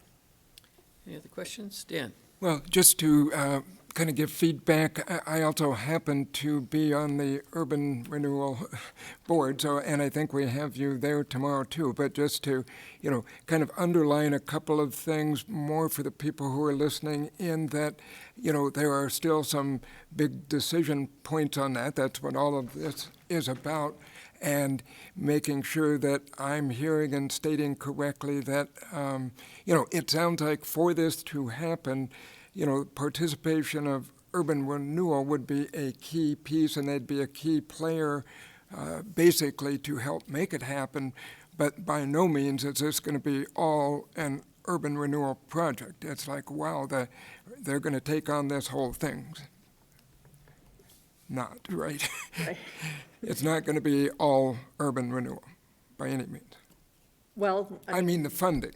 I can safely say that. Yeah. Yeah, the funding. You mean that the funding of the plan is not all based on TIF Well, funding? to Is that make what all you're- of that happen, hundreds of millions of dollars is not going to be all urban renewal if it happens. Correct. Okay. Yeah, and that's why, with the list that Andy was highlighting, many different funding strategies are being explored. Right, and I'm just emphasizing that. Yes, thank you. Any other questions? All right, thank you very much. Great, Appreciate thank it. you. Thank you. Next up, we have the Employee Benefits Trust. We have Greg Helbling with the Murray Group with us tonight. Welcome, Greg. Tell us what you know, Greg, so we know what you know. No, I got confused in that. So my name's Greg Helbling. I'm with the Murray Group, formerly Helbling Employee Benefits. And just wanted to update our esteemed mayor and city council on the progress of this project. So here's first I want to have you look at the timeline. So all of the from December to May, those are the knowns that we know. Because they're done. Don't stop. Right? Don't Stop. Okay. All right. And then in black, right now, we're in the month of August. The submission has been made for application to the Department of Insurance, and so they have 90 days to review that. We're very diligent in trying to get this through on a single pass. Our attorney says that he's never seen one go through the Department of Insurance without a return, but we're hopeful. And so we're waiting to hear from the Department of Insurance for any questions that they might have. Then our goal then is to receive a self-funded plan approval from the Department of Insurance by November. In November, we would come back to the council and present to you our final proposal with the approvals of the Department of Insurance, and ask the council to approve for the city to move to the self-funded plan on a January 1st effective date. Any questions on that? Woody? So Department of Insurance is the state of Idaho? Yes, the Idaho Department of Insurance. They decide how you do your insurance? They are the insurance, right? Well, no, so they're going to enforce Idaho Code 4041, and that describes what you can and cannot do as a public entity in Idaho if you're going to self-fund. And so their job then is to make sure that any public entity functions correctly and abides by all the items in 4041. So you, representing us, has made sure that all those questions will be answered, and they're going to go, wow, these guys know what they're doing. Yes? Right. Okay. Right. Okay. Right. Yeah. Thank you. Uh-huh. Okay. So just a quick review of why we're going down this road. So the purpose of the change primarily is that increase the cost efficiencies for the city's medical plan. Here's a couple of graphs that we looked at previously when we talked to you. The red line up there is what your expenses would be under a self-funded plan if you would have done this 62 months ago, as an example. That line that's kind of horizontal there is what your premiums were under a fully insured plan under that same period of time. So if you were to look at that 62-month period, the city, if they would have been self-funded during that, would have saved about $2.5 million. So on average, that would be $500,000 a year, though in that 5-year process, there's probably a year there where you would have maybe just broke even, or maybe not quite broke even. But on average, over that period, you would have saved $2.5 million. So that's why we're moving in this direction. That's what we're seeking to be able to save the city, and the reason that we're doing it. There are no guarantees, but if you look at the probability of going this direction, we should end up with something similar. All things being equal, which they're not. We have the support of the bargaining groups, so all three bargaining groups, the insurance committee, have all been supportive. We have letters of support from each of those. So we have their blessings. The trustees have been appointed. So we have Randy Adams from Legal, Vonnie Jensen, Finance, Melissa Tosi, Human Resources, Bill Dodd in Fire, and Brady Reed in Police. And they've been great to work with. They have some really qualified people, especially in their specific areas of expertise. This is an attempt to try to show the kind of the relationship between the different pieces, and it looks a little bit complicated, but the City of Coeur d'Alene's Employee Benefit Trust that we've created is kind of the heart of your self-funded program. The Idaho Department of Insurance up above, it's their job to take Chapter 41 or Title 41 and make sure that the trust document reflects 4041 accurately. They will make sure that the 5 trustees of the city, the overseers, also abide by the trust document. The actuarial study that the city has paid for, they look at Chapter 40, Title 41, and it dictates how much you have to have in reserves by formula. So the actuaries take that same formula and look at the city's information, their experience, and then they come up with a recommended or required minimum funding for your reserve and your rate increase. So they've established that January 1, that the plan would be funded at 3% higher than what your rates are today, and that it would have a reserve starting at $1.6 million. Now, that study then will go back to the Department of Insurance, and then they approve or disapprove it.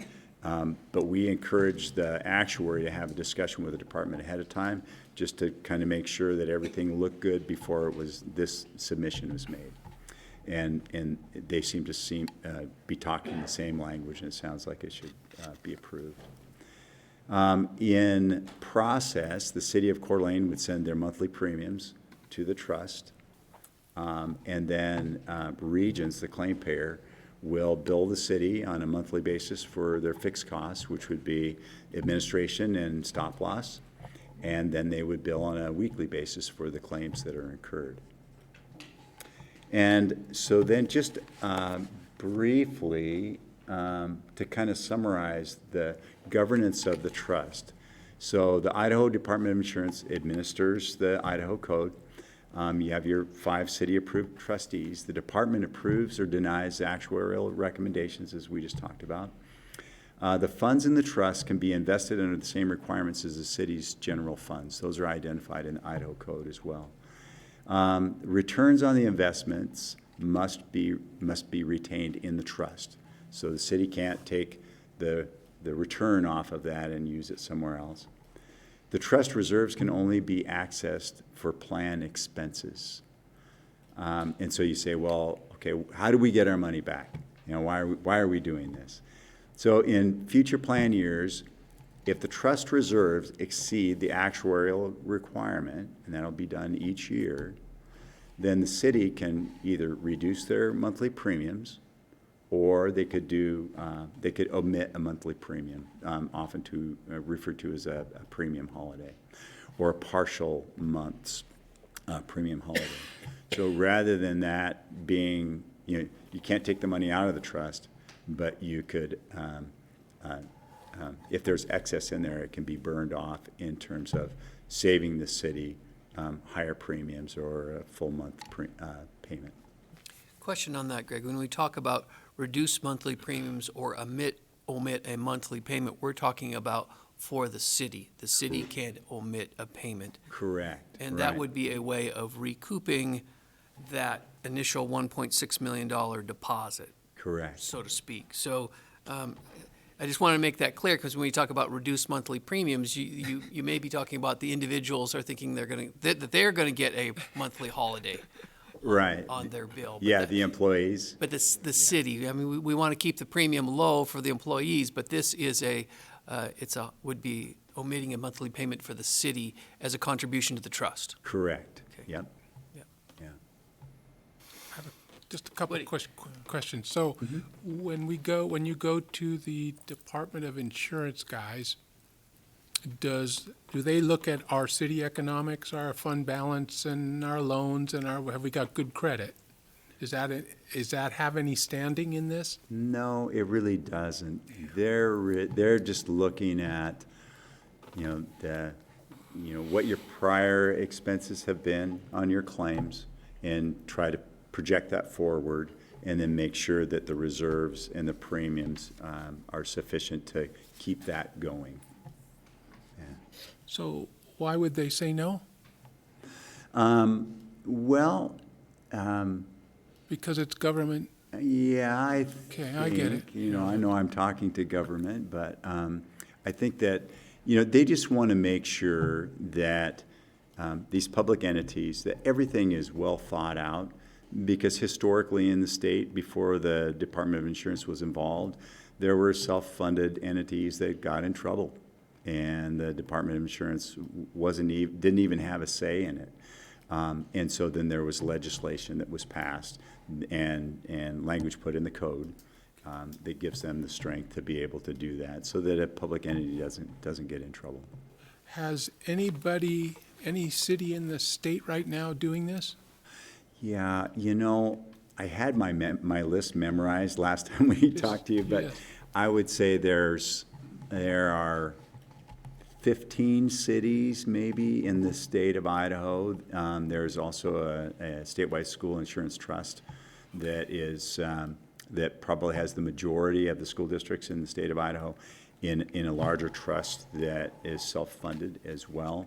Sandpoint is self-funded. Moscow's considering it. Lewiston is self-funded. So those are a few close ones. Several in city of Boise, some of the bigger cities in that area are self-funded. So it's not like we're cutting new ground here? No. Okay, we're just going through a process. Just going through. So I'm going to put it on you. Have you carried this process before? You seem to be our face. With private companies, yes. Kootenai Medical Center is probably a good example of one that we do. Valley Vista. Our attorney, Dave Larson, has done a number of these public entities across the state of Idaho, and so he's our deeper experience base. And he's the one that created your trust document for you and all those things, and it has a lot of experience with the Department of Insurance. You're comfortable with him? Yeah, and Dave's really a good guy. Yeah. Dave's not here. Dave's. Okay. That's what they say. I can't help it. I can't help it. Thank you so much. Any other questions for Greg? So I guess we will see you again in November. Right? Yes. Okay. Thank you very much. All right, thank you, Greg. Okay, we finished page 1. We're on to page 2. Now we have the Atlas Waterfront Plan presentation. Phil Boyd with Welsh Comer. Welcome, Phil. Thank you, Mr. Mayor. Council members. You have 8 minutes, Phil. 5 minutes. Am I on the clock? Yep.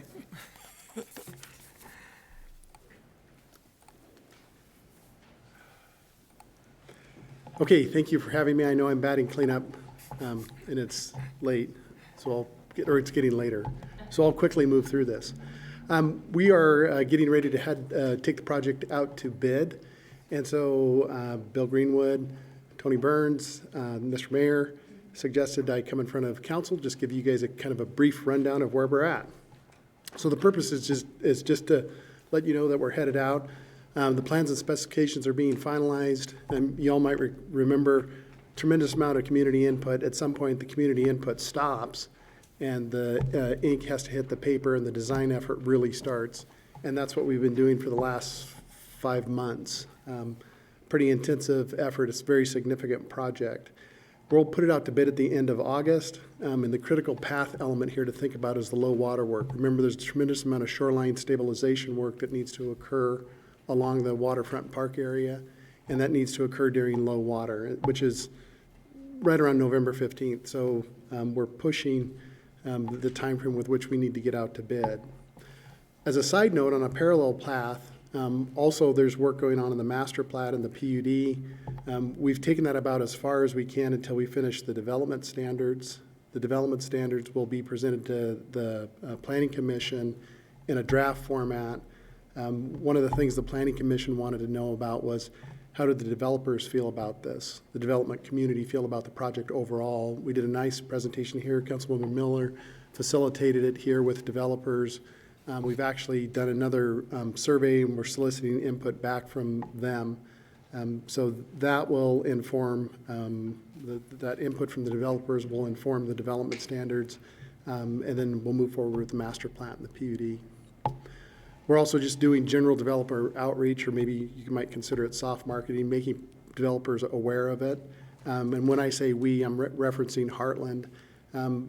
We've been pretty careful as we have moved into this phase, that there's a little bit of an arm's length relationship between the interface with developers. So it's not city interfacing with developers or Ignite interfacing with developers. It's a consultant. So we kind of keep that separate relationship there. And then we're also working on the draft, the Ignite request for proposal development, because remember, the parcels will be sold off, the blocks will be sold off through an RFP process. And so we're starting to work on the drafting of those RFPs, so the Ignite board can look through them and the criteria that will be used to evaluate proposals as they move forward. So that's happening in addition to this happening. Just a little bit of a refresher back to the project goals. The big one, preserving the waterfront as public space and then stimulating development on the property. That's where we were, that was the entire reason the city purchased the property. It's broken down into two major efforts, the public space development process and the upland or the private space development process. And we're continuing to move through each one of these. I've used this graphic over and over again because it kind of depicts the process that we're working through. The rest of what I'll talk about tonight is right on this side. A little bit about the project meeting history that went into this and the opportunities for public input and reflection. That ended about April, May of this year, and then we've been really focused on the design since then. And the way to think about what we've been doing since then is the public has provided input on things that they like. Gee, we want a dog park, a water dog park. We want access to the water. Once those ideas are established and vetted through the Planning Commission, the Parks and Rec Commission, the City Council, the Ignite Board, and we conclude on those, we move into the design process, and that's really what we've been doing since then. This is actually an excerpt out of the plans. I know it's not as colorful, but this is what plans look like. And you can see it shows the entire site. Lots of words in here about future roads. We depict them in there because they're useful for overall orientation, and we actually reference them in all the design because we're putting this element, the park element, in first. So there will be no road here when the project is completed. The only access will be through Suzanne initially, the large parking lot down here, and then the major feature, which is the trails connecting Riverstone. They come to here, they split. Here it's a single 16-foot wide trail. As you move in this direction, it splits to the waterfront pedestrian gravel trail, and then the paved trail up in this area here. The park area in here, big green space, and then waterfront accesses down in these areas. One of the things that we have done is there's a large number of alternates in this. And so if you think about, there's the base bid and then there's the alternates. The project budget is $6.2 million. We don't know exactly what the construction market is doing. Nobody can predict that right now. It's as volatile as we've kind of seen it in a long time. We're hopeful that actually when we're bidding this, we'll attract lots of contractors to this and we'll see a lot of positive bid results on it. But if we don't, we want council to be in the position to be able to work with Ignite and award a project that fits within your budget, which might be meaning making some tough calls. we might not be able to afford the dog park, or you might have to make some other choices that will be tough. But we wanted you to have that ability to move the project forward. Is the project portioned out as far as costs, or are you going to just do that if that happens? You know, so if it's like you come to us and you say, hey, the bids came in and they're way high, so you got to cut something out, do you know what the pieces cost? So Yes, each one of those alternates will have a price tag to it. Okay. And so you'll be able to award a project that fits within your budget, or you may say, gosh, we love it all. Ignite doesn't have enough money, so let's go get some money out of Parks and Rec. I'm not saying you would say that, but that might be one of the choices that you'll be faced with making, because all of these features are, probably are considered needs from some element of your community. So it will be a tough choice, but that's why you're up there. Thanks. Phil, can you just go back to that other map just for a quick second? So you said this is how it's going to start. It's not going to start with the road coming in and the development. It's going to start on the waterfront. It's starting on the waterfront, and for a couple of reasons. One, that's obviously has the most public value to the community. The second reason is, once the developers see that the park is real, and they see the quality of it and the amenity that it will be, it drives the value of the dirt up, the land that's for sale. So one of the things I wanted to talk a little bit about, because it's evolved since we first started, is the restroom facility, and we can't even really call it a restroom facility, so we gave it a new name. We called it a recreation support building, because we couldn't think of any other name. But that is the recreation support building, which houses a number of uses. One, it houses the restroom. Two, it's a picnic shelter. Three, it has an irrigation pump station in it to draw water out of the Spokane River to irrigate the park. And fourth, there's a kind of a storage area over here that could be used for some other potential uses in the future. But it was a part of the building that it just kind of lent itself to have some space in there. Right in this area right here, you'll see another, it's a setback, and I'll show you a plan view of it. And it's where you guys currently shut the restrooms down in the wintertime, but you still need to provide facilities there. And so Bill Greenwood cleverly came up with this idea of let's find a place that we could slip the porta potty in there, kind of in a nice location. So that area will accept a ADA porta potty in there for wintertime use. You can see the theme of the building is obviously mill style. This is the view looking at the picnic shelter. This is another view of the picnic shelter, much taller structure, open, nice feeling to it. Phil, is the design of the building, the support building, is it based on anything historical or that was in the mill, or? This is the look of that building actually came off of some pictures that Bernardo Wills Architects used from some of the original mill structures. Cool. That kind of theme is consistent with this clear story element up here in the buildings that used to be used for ventilation and light. Mm-hmm. And so here you can see that there's nothing in it. These are vents in this section of it. Nice, thank you. This is just the east elevation of the building. And here's the plan view. The reason that I show this is the building originally started out with two toilets on the women's side and a urinal and a toilet on the other side. And as we worked through the design process and Bill Greenwood really got into it and was experiencing what's happening at Memorial, it went to three. And then as we continued looking at the uses potentially that might happen down here, it went from 3 to 4. Obviously, that has a cost associated with it. So this is going to be driving the project cost up. When we originally estimated the project, we put contingencies in there because it's so early in the process. You have to have a contingency. We've probably burned through a good portion of the contingency, making this a bigger facility. But as Bill pointed out, you do these once, you don't have another opportunity to do the restrooms correctly. And so Bill was pretty adamant that we take him to this size. This is the picnic shelter portion of it. And then you can see what looks like a tremendous amount of piping in here, which because it is the facility that draws water out of the Spokane River and pumps it into the irrigation system. And I won't get into the details of it, but the whole purpose is you have a water right, that Terry Pickle is securing.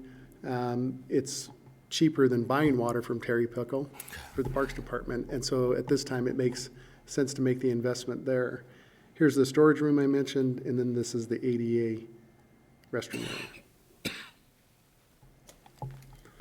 Other facility that will be here is the maintenance storage facility. Bill has the option of dragging all his toys with him to the park from elsewhere in the city, or if he could keep them here, it's more efficient for his crew to go there and get the toys out and go maintain the park. Pretty simple structure. It's a pole building, 30 by 50. It started bigger, and Bill kept shrinking it down in order to try to help offset some of the additions he was making in the restroom facility.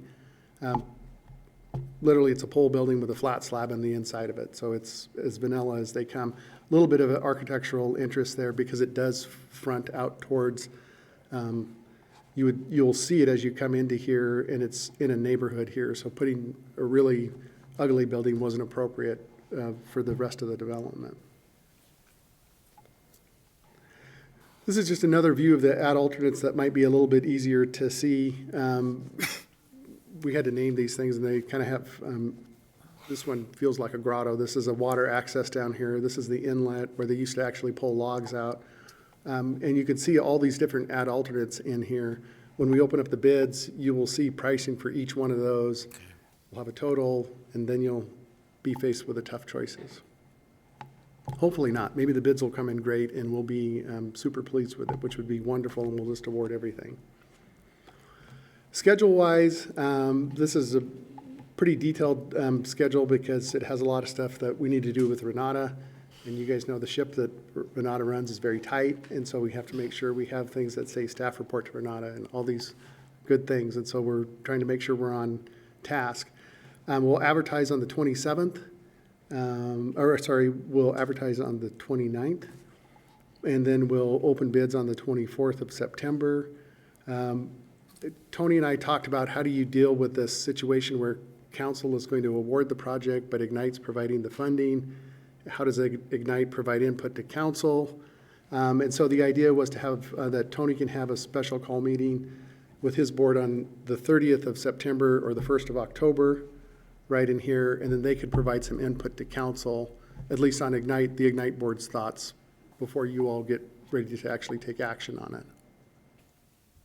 And then the other kind of key component of this is Bill Greenwood will have opportunity to talk to the Ignite board, because Bill is obviously channeling your Parks and Rec Commission, who from the early onset, the mayor had said, that's really who should be driving this bus, because that's where they live, is in the Parks and Rec world, and advising council. We'll move into notice to proceed, and then probable low water and the shoreline work would start in November. We probably will have low water, depending on the year, from November to February. And the contractor will be primarily focused on that, but they may do other work as well, depending on weather. It could be that the above ground work upland doesn't start until the spring. Objective is to be finished by July 2020. So that is a quick run through of it, and I hope that gives you enough information, but I'm glad to answer any questions.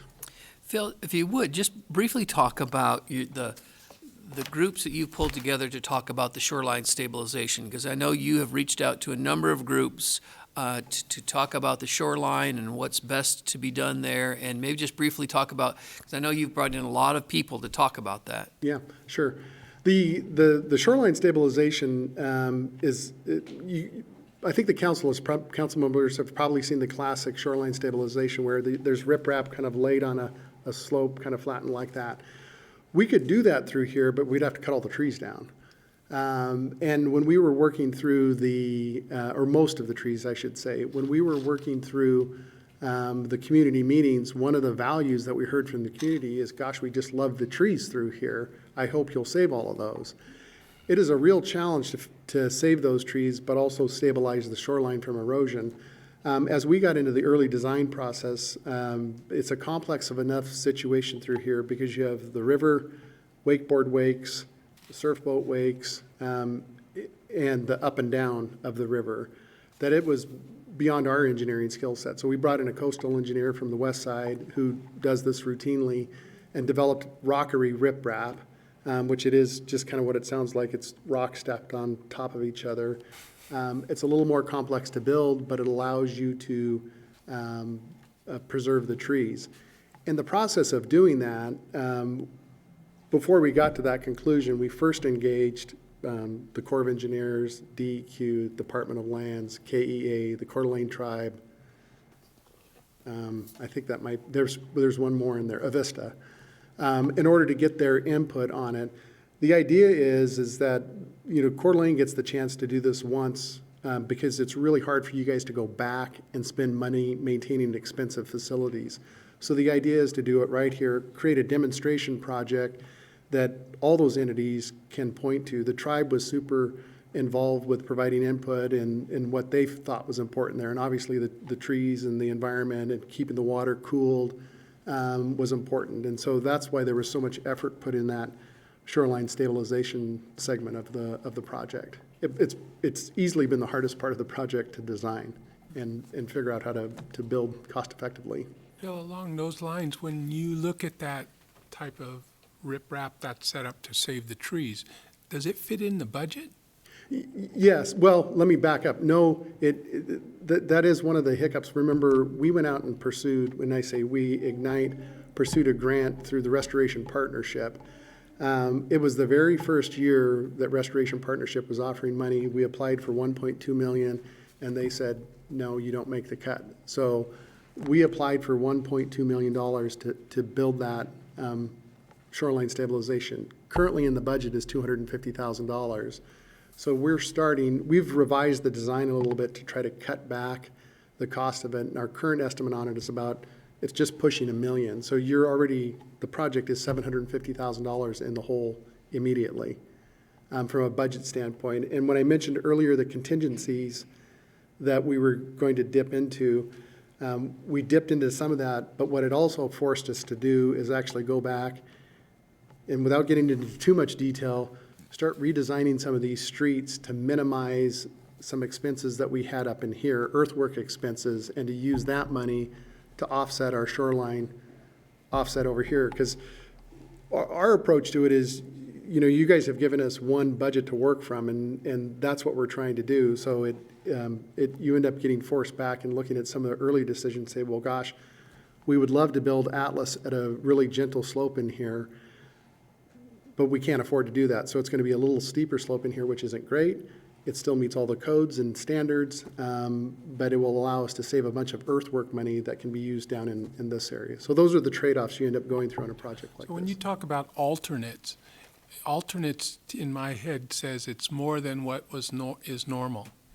Not in this case, is that correct? Not in this case. Maybe the way to think about it is we're trying to give you a tool to be able to award a project. The worst case scenario for us is the council to open up bids and it be over budget, and you say, it's over budget, go back and redesign the thing. Well, that's frustrating for everybody. And what we want to be, and we can't predict the construction market.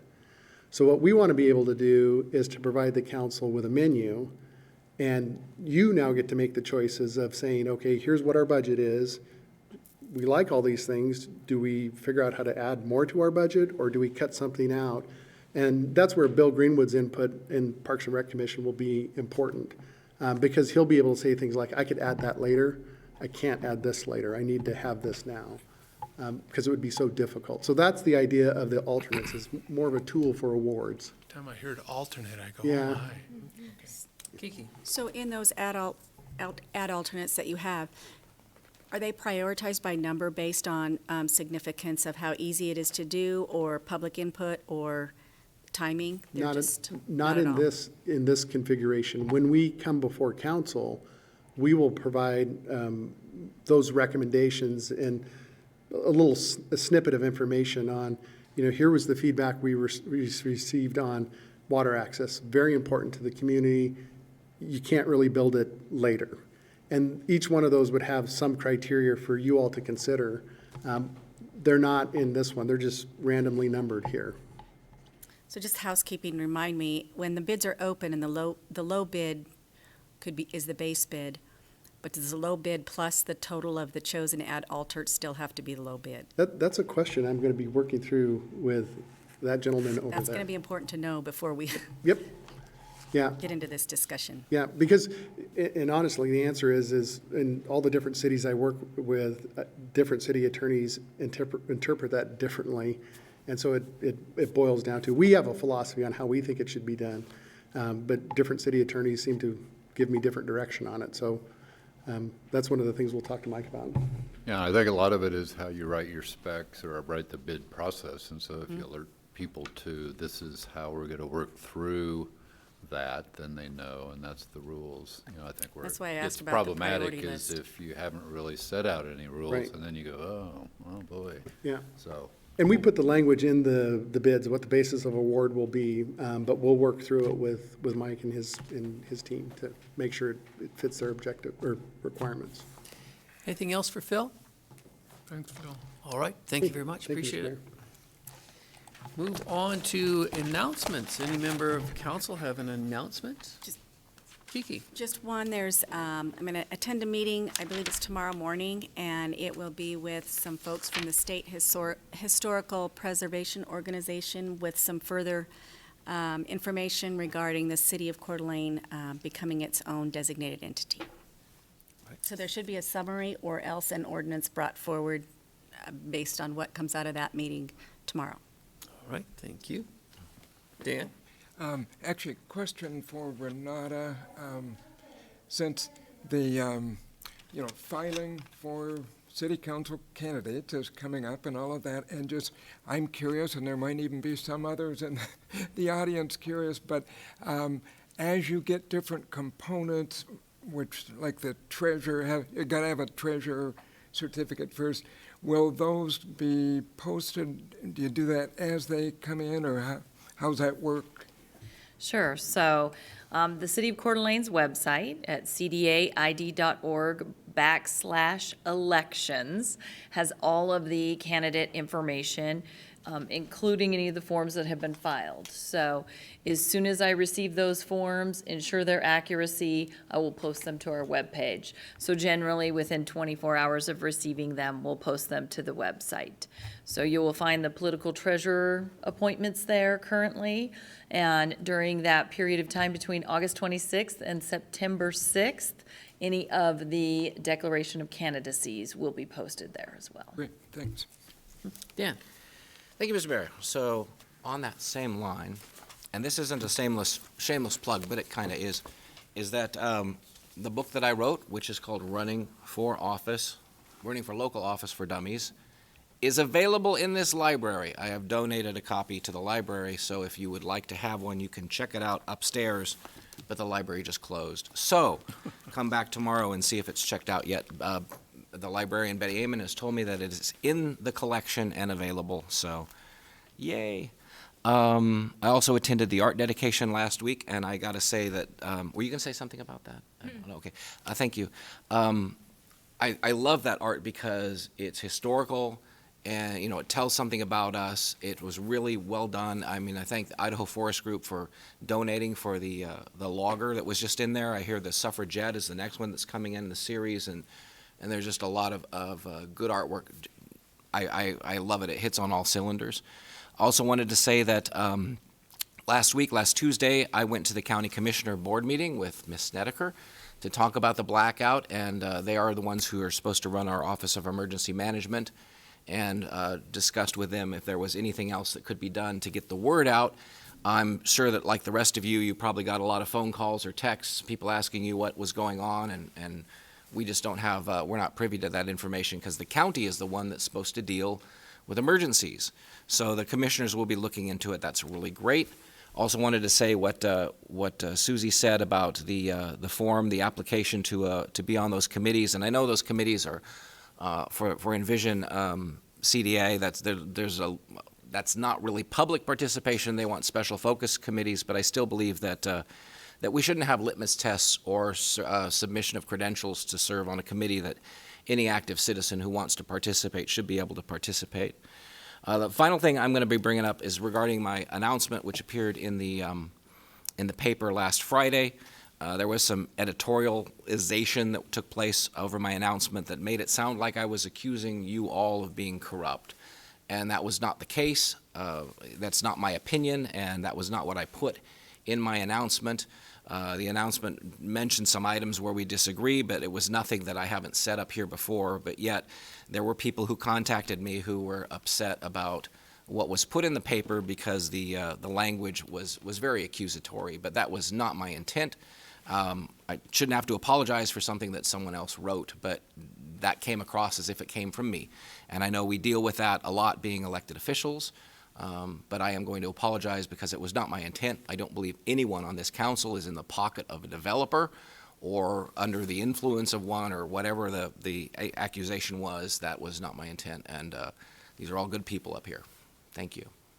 So Dan, just to let you know that all of us up here at council can accept gifts of $50 or less. So if you wanted to gift a book to every one of these people up here, it's possible that you could. It's tempting, isn't it? And you could autograph it as well. Yes. Just to let you know, that's possible. Anyone else? Woody? I hate to follow that, but that's good. Listen, I just need to say something about Deanna Goodlander. I was thinking about her today. Of course, we had the group thing and the kumbaya, and I had to laugh. I think I told Amy the story is when I first got elected, Deanna and Dixie Reed kind of grabbed me and took me in the corner. And then Dixie's going, you make sure you come prepared and you read your packet and all those stories I've told.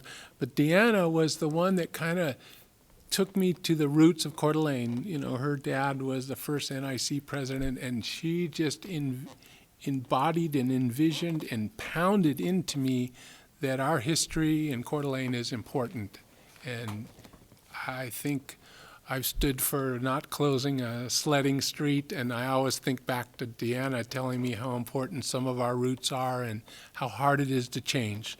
The battles we've done over the years for Sanders Beach. You know, we went to the Supreme Court trying to keep it open so the public can use it, and the things we're doing on the river and all those things. And those are all, every time I think of those, I think of her as being really hardcore. Take care of your citizens. You represent everybody, not the 300 that are yelling at you or writing bad letters to you. So I just wanted to kind of say thanks, Deanna, and I'm going to carry the message. Thanks, Wood. Anyone else have anything? I have a couple of things. I have a request to appoint Bruce Hathaway and Woody McEvers to the CDA TV Committee and Jim Chapkus to the Ignite CDA Board. Move. Second. Motion and second. Any further discussion on that? All those in favor? Aye. Any opposed? Motion carried. And then for any high school students or parents that may be listening out in the audience, this is about student representative recruitment. The City of Coeur d'Alene is seeking youth representation on city boards, commissions, and committees. Service on these boards gives students an unprecedented opportunity to learn about city government, special projects, and community needs, and it also looks great on your college application. This year, student representatives are needed on the following committees: Child Care, CDA TV, Parking Commission, a Pedestrian and Bicycle Advisory Committee, Urban Forestry, Parks and Rec, Library Board, and Arts Commission. Students must be between the ages of 14 and 18. I think you can be 18 to be on it, can't you, Troy? So 14 to 18. And be a high school student attending school within the boundaries of the school district 271. Applications are due by the 30th of September, and you can visit our website, cdaid.org/volunteer for an application form. And so I would strongly encourage students to sign up. It really is a great way to learn about city government. Mr. Mayor, I'd like to move for approval of the consent calendar as presented. Second. Motion and a second to approve the consent calendar. Any further discussion? Roll call, please, Renata. English? Yes. Eddinger? Yes. Evans? Yes. Miller? Yes. McEvers? Yes. Gookin? Aye. Motion carried. Other business, this is CB 19-1009, ZC 119, a proposed zone change from R3 to R17, location 1781 West Alp Street, applicant Tammy Coeur. This is pursuant to council action on April 16th of 2019. Mayor, I would move to dispense with the rule and read Council Bill 1910-09 once by title only. Motion and a second. Any discussion on that? Roll call, please. Renata? Edinger? Yep. Evans? Yes. Miller? Yes. McEvers? Yes. Gookin? Yeah. English? Yes. Motion carried. Renata, if you could read the title, please. Council Bill number 19-1009, an ordinance amending the zoning act of the city of Coeur d'Alene, Kootenai County, Idaho, known as ordinance number 1691, ordinances of the city of Coeur d'Alene, by changing the zoning of the following described property from R3 to R17, said property being described as follows, to wit, a plus or minus 4.96 acre parcel located on the west side of Ramsey Road along Elps Street and south of Prairie Avenue, repealing all ordinances and parts of ordinances in conflict herewith, providing a severability clause, and providing for the publication of a summary of this ordinance and an effective date hereof. So we'd be looking for council action on the second piece of this. Oh, a move to adopt Council Bill 19-1009. Second. Motion and a second. Any discussion? Roll call, please.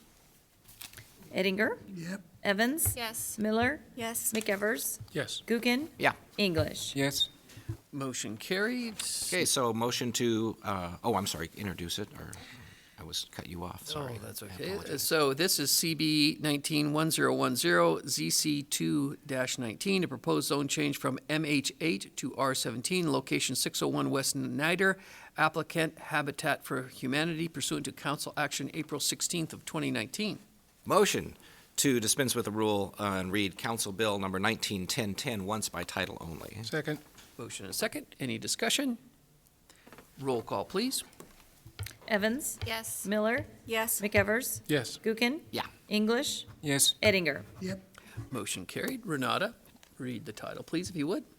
Council Bill 19-1010, an ordinance amending the zoning act of the city of Coeur d'Alene, Kootenai County, Idaho, known as ordinance number 1691, ordinances of the city of Coeur d'Alene, by changing the zoning of the following described property from MH8 to R17, said property being described as follows, to wit, a plus or minus .82 acre parcel bound by Howard Street and Fruitland Lane, north of Niter Avenue, commonly known as 601 West Niter Avenue, repealing all ordinances and parts of ordinances in conflict herewith, providing a severability clause, and providing for the publication of a summary of this ordinance and an effective date hereof. Okay, motion to adopt Council Bill 191010. Second. Motion and a second. Further discussion? Roll call, please. Evans? Yes. Miller? Yes. McEvers? Yes. Gookin? Yeah. English? Yes. Edinger? Yep. Motion carried. Item number 3, A-2-19. Mayor Widmar, could I Yes. interrupt? It might appear that all of a sudden we're doing all these zone changes, and if you notice that this happened back last spring, and so it's not anything we're rushing to do or anything, it's the fact that we we didn't bring the ordinances to you to enact the actions you took several months ago. So if this looks like, oh my gosh, we've loaded up a whole bunch of zone changes here, it's just, it's more or less housekeeping from actions that were taken by council pursuant to public hearings that were held last spring. Good point, Mike. Thank you for clarifying that. So this is A-2-19, a proposed 11.74 2-acre annexation from County Light Industrial to City C-17, location near the southwest corner of the intersection of Atlas Road and Hanley Avenue. Applicant John Hearn. This is pursuant to council action on June 18th of 2019. Mr. Mayor, I'd like to move approval of acreage located in the southwest corner of the intersection of Atlas Road, Hanley Avenue, zoning from County Light Industrial to City C-17 zoning district. Motion and a second. Further discussion. Roll call, please. Miller? Yes. McEvers? Yes. Gookin? Yep. English? Yes. Edinger? Yep. Evans? Yes. Motion carried. This is Council Bill number 19-1011, ordinance approving the annexation of the 11.74 acre annexation located near the southwest corner of the intersection of Atlas Road and Hanley Avenue, zoning from County Light Industrial to City C17 zoning district. Mr. Mayor, I'd like to move for dispense of the rule and read Council Bill 19-1011 once by title only. And there's a second. Any discussion? Roll call, please. McEvers? Yes. Gookin? Yeah. English? Yes. Eddinger? Yep. Evans? Yes. Miller? Yes. Motion carried. Renata, if you could read the title, please. Council Bill 19-1011, an ordinance annexing to and declaring to be a part of the City of Coeur d'Alene, Kootenai County, Idaho, specifically described portions of Section 33, Township 51 North, Range 4 West, Boise Meridian. Zoning such specifically described property hereby annexed, repealing all ordinances and parts of ordinances in conflict herewith, providing a severability clause, and providing for the publication of a summary of this ordinance and an effective date hereof. Mr. Mayor, I'd like to move for adopt Bill 19-1011. Second. Motion and a second. Further discussion. Roll call, please. McEvers? Yes. Gookin? Yes. English? Yes. Eddinger? Yep. Evans? Yes. Miller? Yes. Motion carried. We will now move to Council Bill number 19-1012. This is an ordinance approving amendments to the Municipal Code Sections 1706-630, 1706-635, 1706-640, 1706-650, 1706-660, 1706-670 regarding accessory dwelling units. Mike Bahari. Thank you, Mayor, Council. This is item 0-1-19 in your packet. It's a proposed code amendments to the accessory dwelling unit requirements. In 2007, the city adopted accessory dwelling unit requirements that allowed ADUs in the city. And since that time, staff's become aware that there's been an issue with getting ADUs above garages, and that was due to the 18-foot height requirement in the rear yard. So it made it very difficult for builders and homeowners to get an accessory dwelling unit above a garage. So in January of this year, the goal was set to amend the ADU code. An ADU and infill housing committee was formed, and workshops were held in February, March, April, and we held a joint workshop with the Planning Commission in May. We held a public hearing in July with the Planning Commission. Members of the public spoke. Members of the Infill and Housing Committee spoke at that meeting. The Planning Commission unanimously recommended approval for the ADU code amendment request.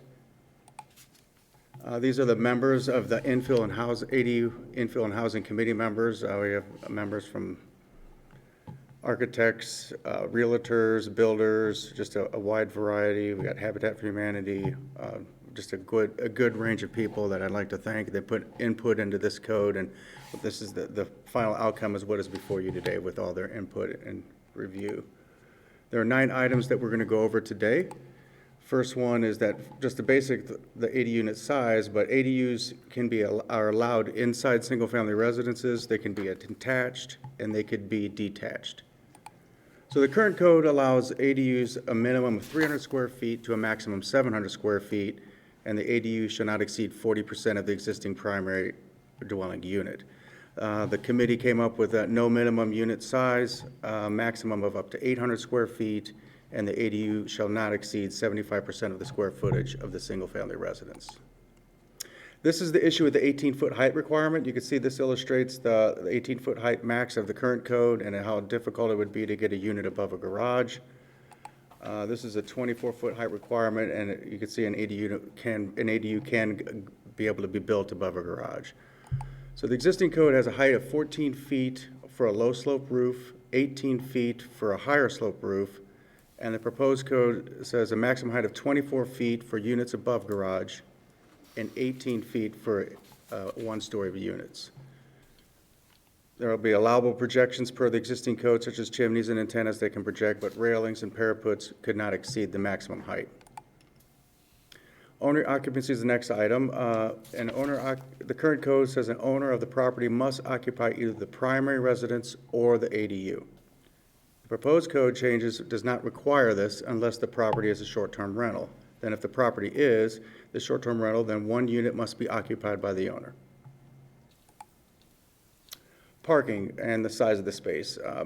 Currently, the code requires one space at 9 by 20. We looked at what other cities were doing in the area, and we decided not to change this part of the code and just keep it one space for the ADU at a 9 by 20 size.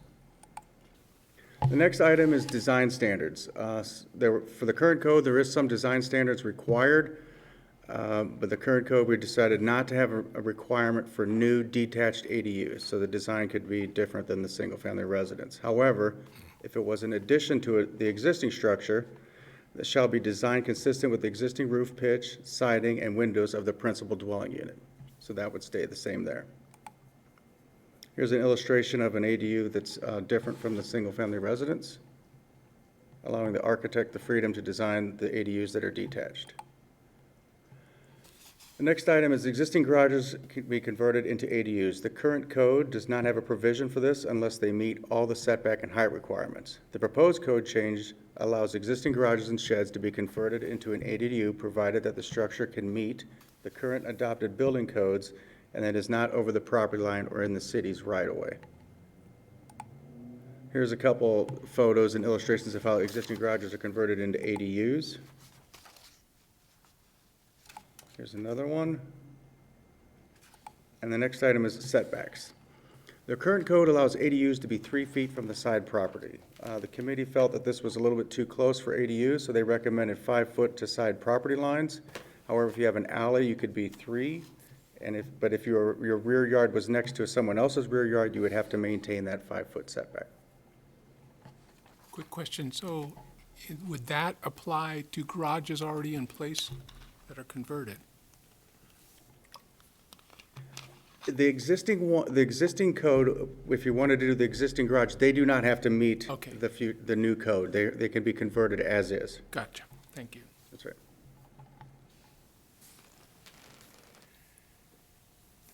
This is an illustration showing the setbacks of an alley lot with 3 feet from the rear, 5 on the side. The next item is the second-story setback for ADUs. The current code does not address second-story setbacks for ADUs. However, the committee felt that this was very important to have a second-story step back away from your neighbor so it allows light to penetrate down to the neighbor's property and you're not overpowering the neighbor. So the second-story step back would be required for detached and attached ADUs in the rear yard. Eaves can project 2 feet into this space, and on a corner lot, the second-story step back is not required. And these next slides illustrate some of the step back requirements. So this is a building 5 foot from the side. You go up 10 feet, then it's a 1-to-1 ratio at a 45-degree angle.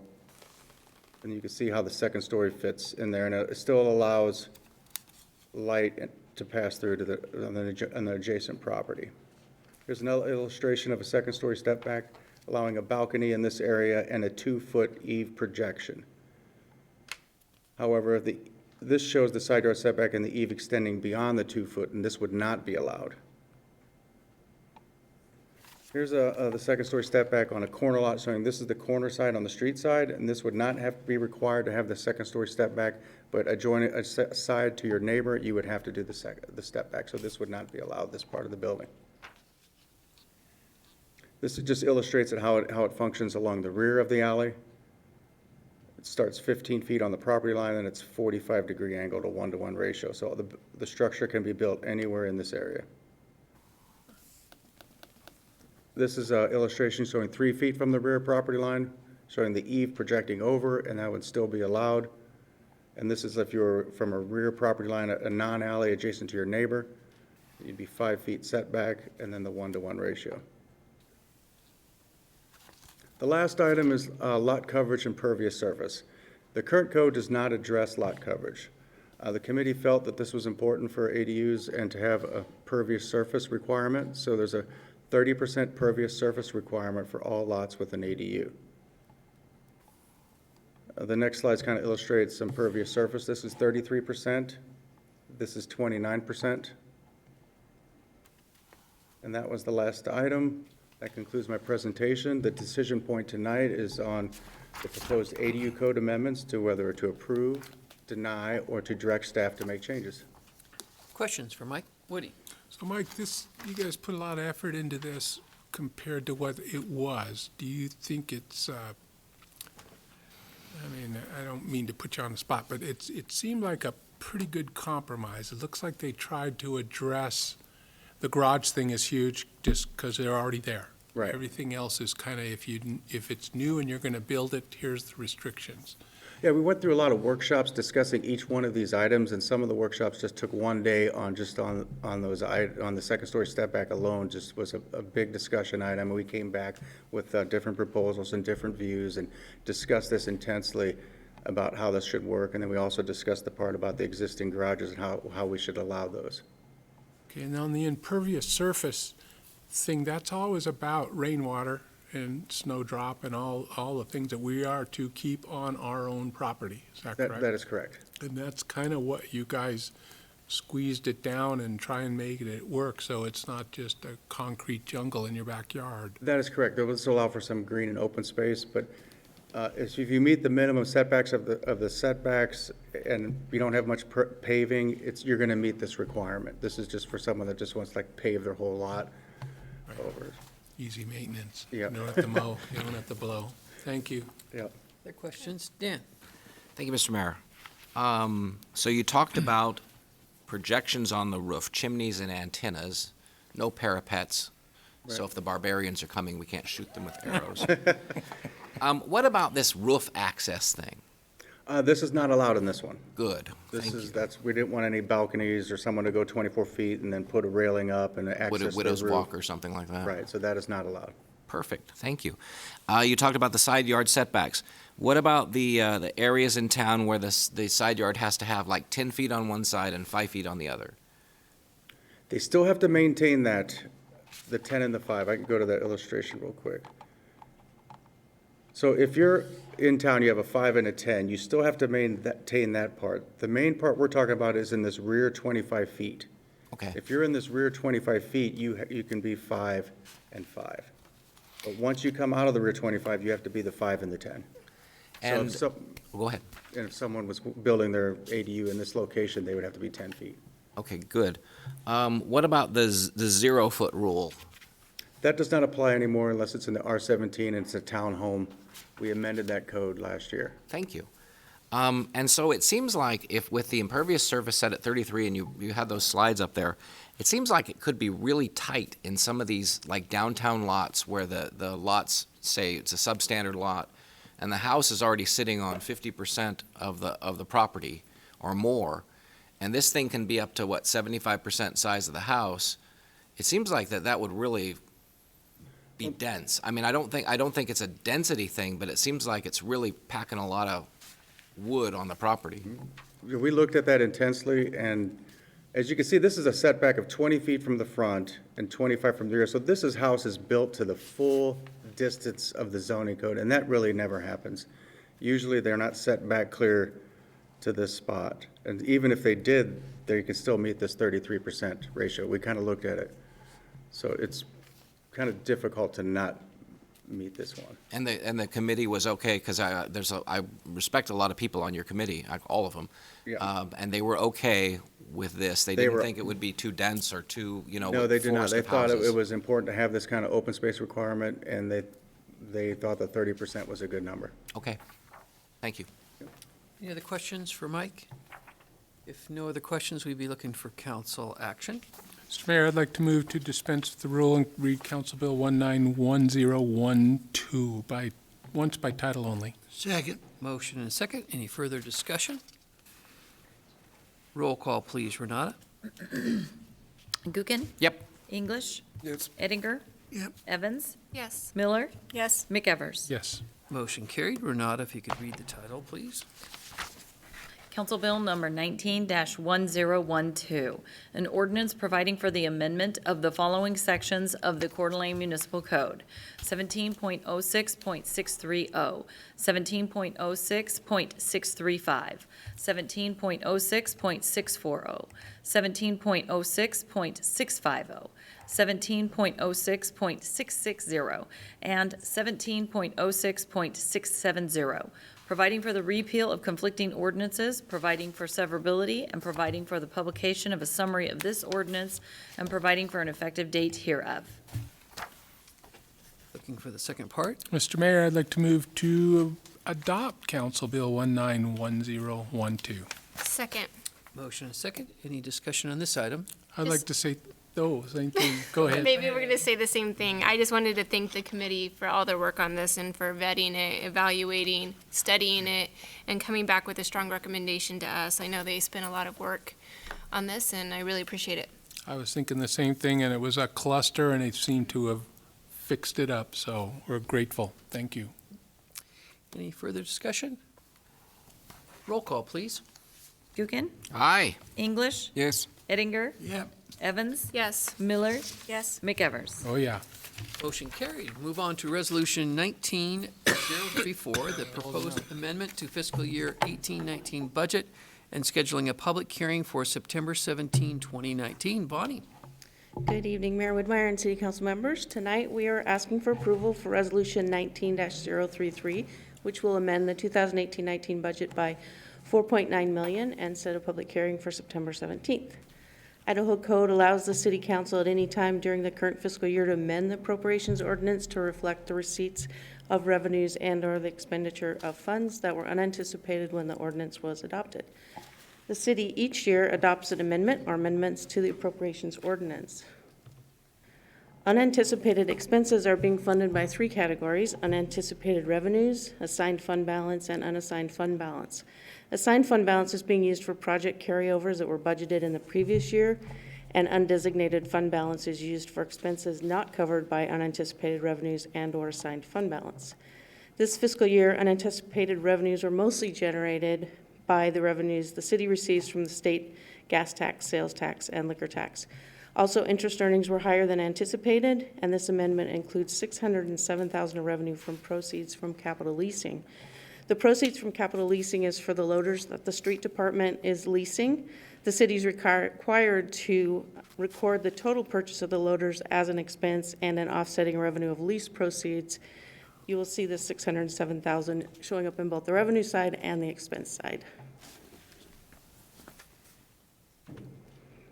Increased expenses in the general fund this year include the following, which are all listed here: various grants for the fire and police department in the amount of $164,000, separation payouts for accrued vacation and sick leave in the amount of $79,000, project carryovers of $168,000, purchase of the East Sherman property of $300,000, transfer out to street lighting and the Atlas Waterfront projects, police department call out availability pay, fire department for a compressor and some repair for some storm damage, streets loader rentals, chemicals, and a card lock system for their building, legal claims of $32,000, and then the loaders that were purchased through the capital lease of $607,000. There's just a graph that kind of summarizes that. The expenses from other funds include some grants for the library and some East Sherman lighting, some LED that were done in the street lighting fund, the Atlas Waterfront project, numerous street projects which include the Industrial Park and Atlas Loop, and carryover from the Government Way Henley to Prairie project. Parks capital improvement includes budget amendments for trail realignment of $191,000, carryovers from Memorial Park and the skateboard park, and then the Memorial Park grandstand for $1.2. Kind of summarizes that. This amendment includes the use of $375,000 of unassigned fund balance. This slide shows the history of the city's unassigned fund balance and the projections going forward for 2019 and 2020. The GFOA, the Government Finance Officers Association, uses anticipated revenues and/or expenses as a benchmark for projecting if an organization has adequate reserves. This slide shows revenues as opposed to expenses. The numbers are very similar to using expenditures for the benchmark due to the conservative use of fund balance to cover expenses in past budgets. The GFO benchmark is 16.7%, which is 2 months of the fiscal year total revenues being held in reserve. The city's average for the prior 8 years is 20.53%. Barring any unforeseen expenses, the city should be able to maintain a reserve above 16.7 through fiscal year 2019-20. The one thing that's not included in this slide is the $1.6 million that would come out if the the employee benefit Self-insurance. is approved by Department of Insurance. So that would drop that number somewhat. Bonnie, just a quick question. For 2019, that number of $8,805,000, you're projecting that balance as of September 30 of 19, right? And then the 2020 is your projection for September 30 of 2020. So you're projecting out based upon those things except for the $1.6 million of the self-insured fund? Correct. Okay, great, thank you. Any other questions? On the self-insurance fund, does that then transfer from fund balance to assigned fund balance? Is that how that would work? It actually transfers out of the city and into a separate trust benefit.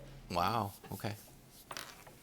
My understanding is the only way that would ever come back is if you got out of the self-insurance business, right? As long as you're in the self-insurance business, you're going to have to keep a balance in that fund. Correct. Doesn't get Thank you. paid back. No. Any other questions for Von Dan? On that amount in the expenses for the, basically payouts for vacation, accrued whatever, when people leave, is this something we handle this way every year, or do you have, or this was in addition to what you expected, or? Generally, we do handle it this way every year, just because it's hard to know. I mean, once in a while we Right. know for retirements, but most of the time we don't know who's going to be separating from the city and when. So while we know it'll happen, we don't have a separate fund that we're kind of accruing it in, we just take it once by this adjustment? Okay. And sometimes when people leave, it takes long enough to get someone hired that the department will have enough savings to pay for those benefits that go out, but that's not always the case. Okay, thanks.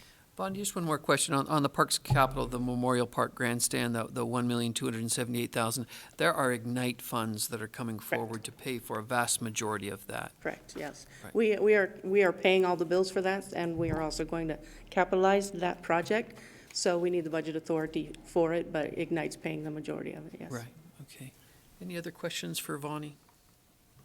So if no other questions, we'd be looking for council action.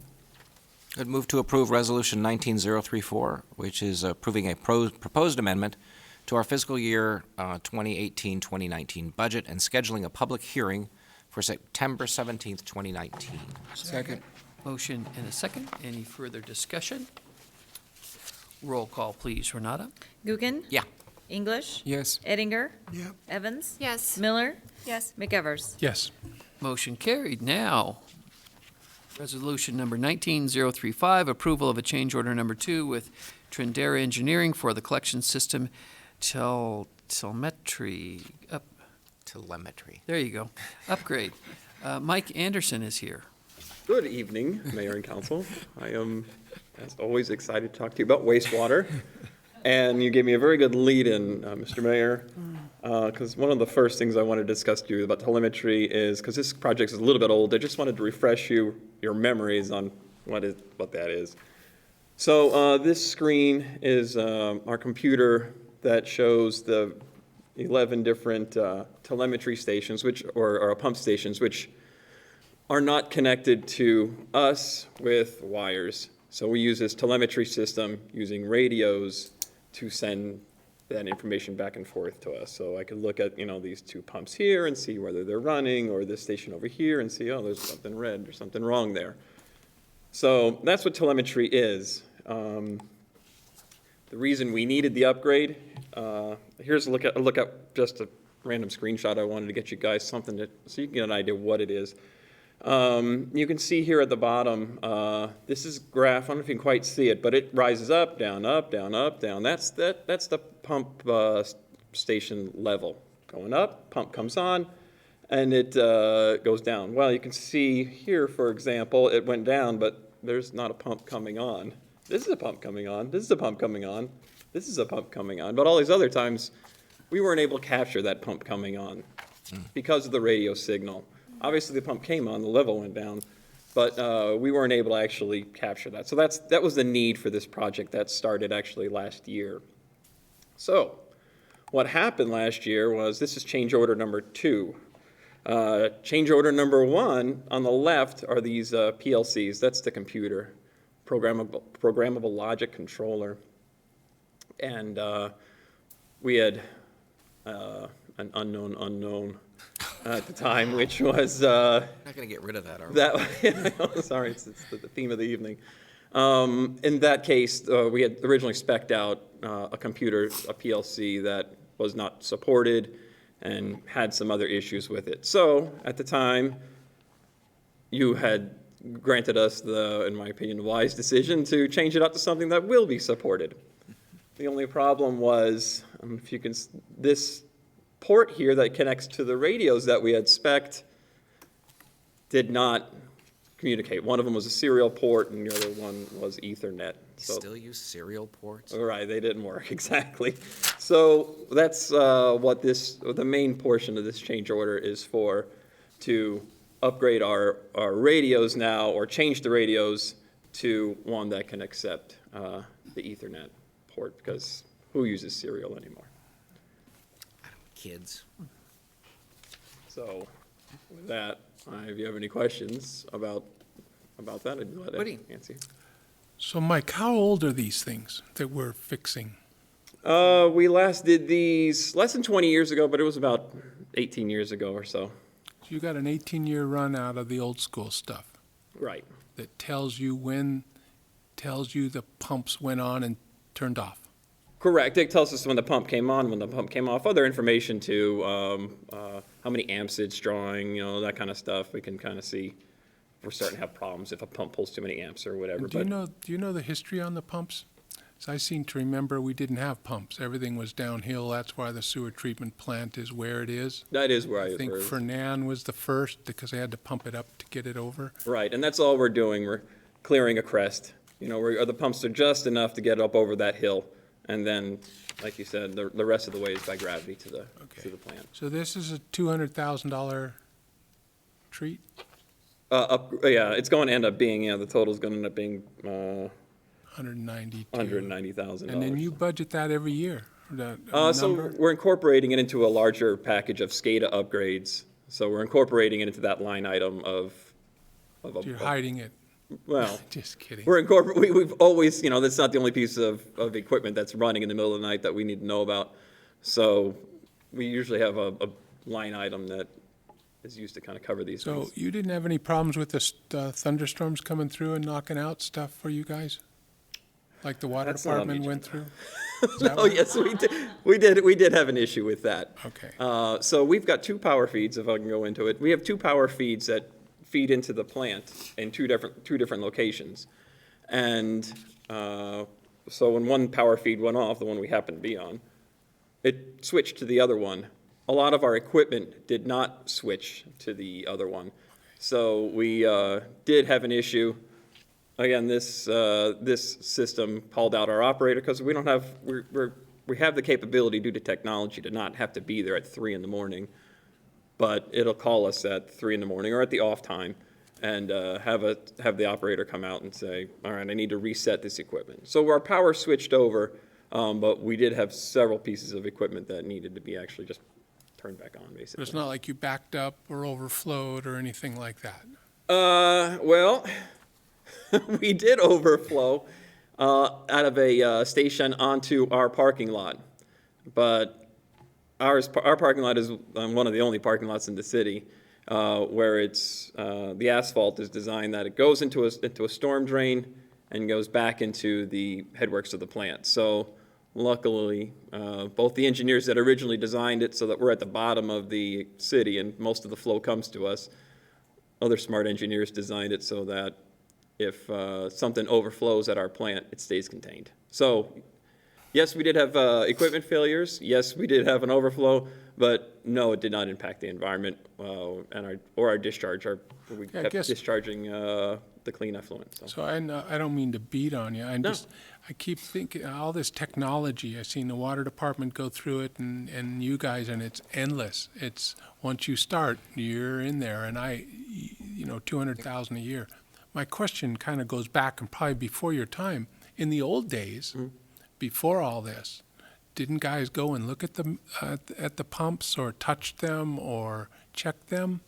So yeah, in an emergency backup situation, say we lost this telemetry, we still have sort of that old way of doing it, which is a light usually. There's a red light and it's attached to a float. Hey, this is getting pretty high. Tick off that little red light. And if you live there, you have a really high incentive of calling the number that's on the side of that little box, because it wouldn't have called anybody because there wasn't a cell phone or anything like that, any way of communication. So basically we relied on the kindness of neighbors to give us a call. Thank you. Other questions for Mike? If no other questions, then we'd be looking for council action on this portion. Mr. Mayor, I'd like to approve Resolution 19035, approving change order number 2 with Power City Electric for collection system telemetry. Dan, you want to help him with that? Help me. Oh, he aced it. Telemetry upgrade. Telemetry. Telemetry. Second. I got to go back to school. So we have a motion and Dan English second. Any further discussion? Roll call, please, Renata. English? Yes. Eddinger? Yep. Evans? Yes. Miller? Yes. McEvers? Yes. Gookin? Yeah. Motion carried. Now we have Resolution 19036, approval of amendment number 3 to professional services agreement with HDR Engineering for the tertiary treatment phase 2 improvements. Mike? So this one's pretty exciting as well. I don't have any cool pictures with this one, unfortunately. But so the reason I'm excited about this is you'll recall that that 5C2 tertiary treatment. That's our big one. You know, that's the big one. So this is to finalize This is to finalize specifically the engineering portion of various changes that occurred during that project. At a later date, I'm going to come with you towards the actual construction costs of what those changes may have been, and we'll go through kind of more in depth on that. But the way the contract originally came about was in 2015, $1.7 million. That was for engineering design of the tertiary treatment. We came to you with amendment number 1 in 2017. That was to have the engineers help us out on site during construction. Okay, make sure everything meets the specs that we had drawn up. If you'll recall, last year we came to you and said, hey, we really could use this large bridge crane. We've got these rather expensive pieces of equipment and we don't want to literally swing it in the wind. So we went forward with that. And this last one is to finalize on a project of this size. We're just digging in the ground. We're finding all these different things that say, hey, while we're here, it's a good idea to upgrade this or to change this. So this just plain isn't going to fit. We need some adjustments. So this is to pay for those extra engineering costs that were associated with those bits of change. Specifically, those field observations. The original fee was based on 94 weeks, 40-hour work weeks. That ballooned because of these changes that occurred during the project to 125 40-hour work weeks. So that needed to be paid for. And then the other portion, $30,000 of this change order, is for various materials testing that were required on the concrete and geotechnical stuff. Woody. Is this ever going to end? That's why I'm excited. Okay, tell me why you're This isn't the end, but there's one more. But this is the engineering end of this project. I am super excited to be wrapping up. We've got grass on the ground. It's exciting. So you're more than welcome. It's been a long time and a lot of money. See what we did. I guess I look forward to the end when it's your plant. It's not contractors and these people going out and telling you the grass is the wrong color and dig it deeper and replace it. You with me on that? Absolutely. I don't want to delve into it. I know it's late, but we just got done doing some smaller projects in-house, and that's the wonderful thing, is when we can do that little stuff in-house. Just at something of this size, there was, like you said, no way we could do it on our own. HDR's done a great job, but I'm so tired of seeing checks going to them, and now you're done, and you've got the perfect sewer treatment plant. You guys are the biggest guys in town. Thank you. And I appreciate everything you've done, but I'd like to see you guys drive it and run it and fix it, Thank you. I'd get that off my chest. Any other questions for Mike? If no other questions, then we're looking for council action. Mr. Mayor, I would like to move to approve Resolution 19036, approving amendment number 3 and maybe the final to professional service agreement with HDR Engineering, Incorporated for tertiary treatment phase 2 improvements. Second. Motion and a second. Any further discussion? Roll call, please. Eddinger. Yep. Evans. Yes. Miller. Yes. McEvers. Yes. Gookin. Yeah. English. Yes. Motion carried. Then the final item here is to direct staff to move forward with modifications to the public parking program, and Troy has a presentation for us. Good evening, Mayor and Council. I bring before you a recommendation coming from your Parking Commission 1 week ago today. Did a little history on parking. The city has been charging for parking since 1942, when there were parking meter zones. In 1955, the city established a position for a parking meter officer, and in 1986, the parking meters were suspended and the 2-hour free parking was instituted in our downtown core area. What we have is a work in collaboration with our constituents, with the mayor, and with the Parking Commission. So this proposal has 4 pieces to it. In these pieces, it is anticipated that the change to event parking will lower the gross revenue to the parking fund. It's anticipated that that will be anywhere between $5,000 and $10,000 per year, because we would do away with all the event parking except for the 4th of July. However, due to the changes in the parking program, our gross revenues will be greater than what we did in 2018. So your Parking Commission dealt with these 4 items last Tuesday.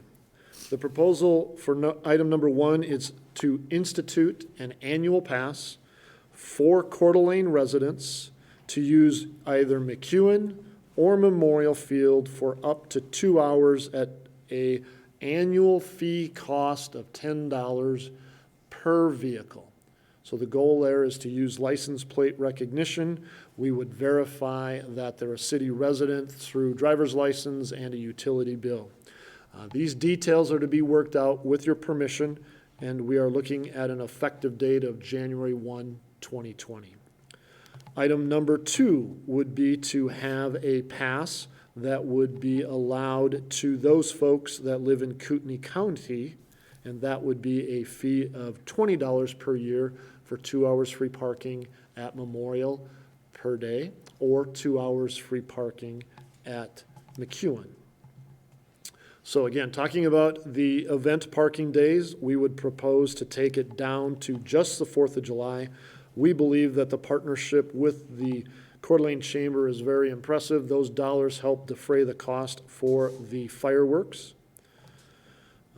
That would be a day when the 2-hour free parking does not apply. We would put that into the details of this program for anyone that's getting a pass. And then the 4th point to this proposal would be to move forward with a request for proposal per Idaho code for parking services management for all the different parking facilities we now have. That would include the Coeur d'Alene Avenue parking garage, which is brand new to the city. That would include McEwen. That would include the boat launch. That would include the moorage, and that would include the on-street program. We believe that we can, in 2 months, go through that process, deliver a request for proposal to the market, go through a scoring process, and come back to you for a recommendation prior to calendar year end. So that was discussed by your Parking Commission. Mayor Widmeyer has been instrumental in helping the Parking Commission and working with our constituents. I would entertain any questions. Questions for Troy? Woody? Just one, we can't get the permits before the 1st of the year. There's a number of details that we need to work through. Okay. And as we are discussing this, the request for proposal is a key ingredient because we're looking at a potential parking manager change. We also have a couple of pieces of technology. One would be the license plate recognition. We only have 1 vehicle now that does that. We do not go through all of the lots with that vehicle, especially in the summertime. So you'll be looking at a second piece of equipment with the license plate computerization. So our timing is looking at how we can get this done as staff, have a manager, and bring it forward in a complete package. Thank you. So Woody, the thinking there is, so we're sitting today at the 20th of August. It probably won't come to council for an approval of who that next manager would be, maybe late October, so 2 months from now, that second meeting in October. So then that leaves whoever the parking administrator is that is chosen a short time to institute that program. And there's some computer programming, there's a lot of logistics there to be figured out. So we didn't want to overpromise and underdeliver, knowing that there's a lot of steps that need to be taken. Okay, thanks. Oh, so we'll go Dan English. I was going to share that I had contact from one of our constituents that had a concern that fits into here, and I said I would at least bring it up, and this isn't the final decision point, but his concern was over the boat parking and the fact that used to be able to put money in, and now he's concerned that in essence, to be able to make that work, the city is requiring that, now you can't use good old cash anymore. You've got to have a smartphone and, the credit card and, and if you have feedback can give, but just, I do appreciate that, some of that is probably driven by, technology and commerce and all of that, but I'm just hoping that, we can address his concerns and that we hopefully don't get to a point where, cash isn't good anymore. So I don't know if you have any feedback, but I wanted to share that with people. Right. The concern is that the pay box went away at the mooring docks, and the idea is to have less cash. It is pretty liquid on the way it's handled. You put it in the pay box and you may get the wrong slot and then you get a ticket. So the pay box was taken down early this boating season. And if you don't have a smartphone, you can still dial in, use your credit card, but you do have to have a phone to call in to use a credit card to make that payment. So we're exploring a backup option on how to pay, especially at the mooring docks for those hours down there. It's $2 an hour right now, and the revenue has been good this summer from that. Great benefit to our community. Dan, you must have got the phone call from the same individual that I got. He called us And, all. Everybody got it. Yeah. Oh, okay. Who else? I think everybody did. Everybody did? Yeah. Okay, well, the mayor's gonna take care of it. Yeah. Oh, okay. I'm going to sit down there in a lawn chair. And, Yeah. yeah. Part of your duties. Dan. Thank you, Mr. Mayor. Troy, you said that the change to the event parking will reduce revenue by $5,000 to $10,000 per year, but does this also offset by the increased parking rates that we're charging? I mean, will that offset that? And I calculated that out and went through a big formula, but yes, to answer your question, Dan, 2018 revenues will be exceeded in 2019, so there'll be some offset there. So we will be ahead revenue-wise, but in the event parking, we'll lose that money, but we'll make up for it in other areas. Okay. Mr. Price asked that question in public comments, and so the revenue will be replaced. So question for you or Renata, Troy, how is the fee determined? $10. How do we calculate that this is going to cover the costs? I believe that was a compromise. And that was just something that as a nominal fee to really cover some administrative costs. It's probably not going to cover all of the administrative cost. It was kind of estimated on how many hours it would take based upon how many people would get to sign up for it. It was have you heard of a swag or a wild guess? So that's kind of what it was. It was just an estimate. It probably won't cover all the administrative costs of a program, because what we're talking about you just need to show proof of residence, which would be a utility bill, and bring in your car registration and to sign up for that. So it was just an estimate of what it would take to process that. Okay. And here was a question that I was asked today. Probably everyone else was. No, I don't think so. So why don't we include Independence Point in this as well? Independence Point is historically always been charged.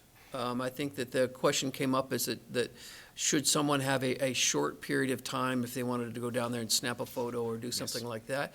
And we do have 15-minute parking that's alongside the museum that my experience is not taken advantage of very much. And so there is an opportunity for people if they want to pull in there for a short period of time, 15 minutes or so, to be able, if they wanted to just walk down there.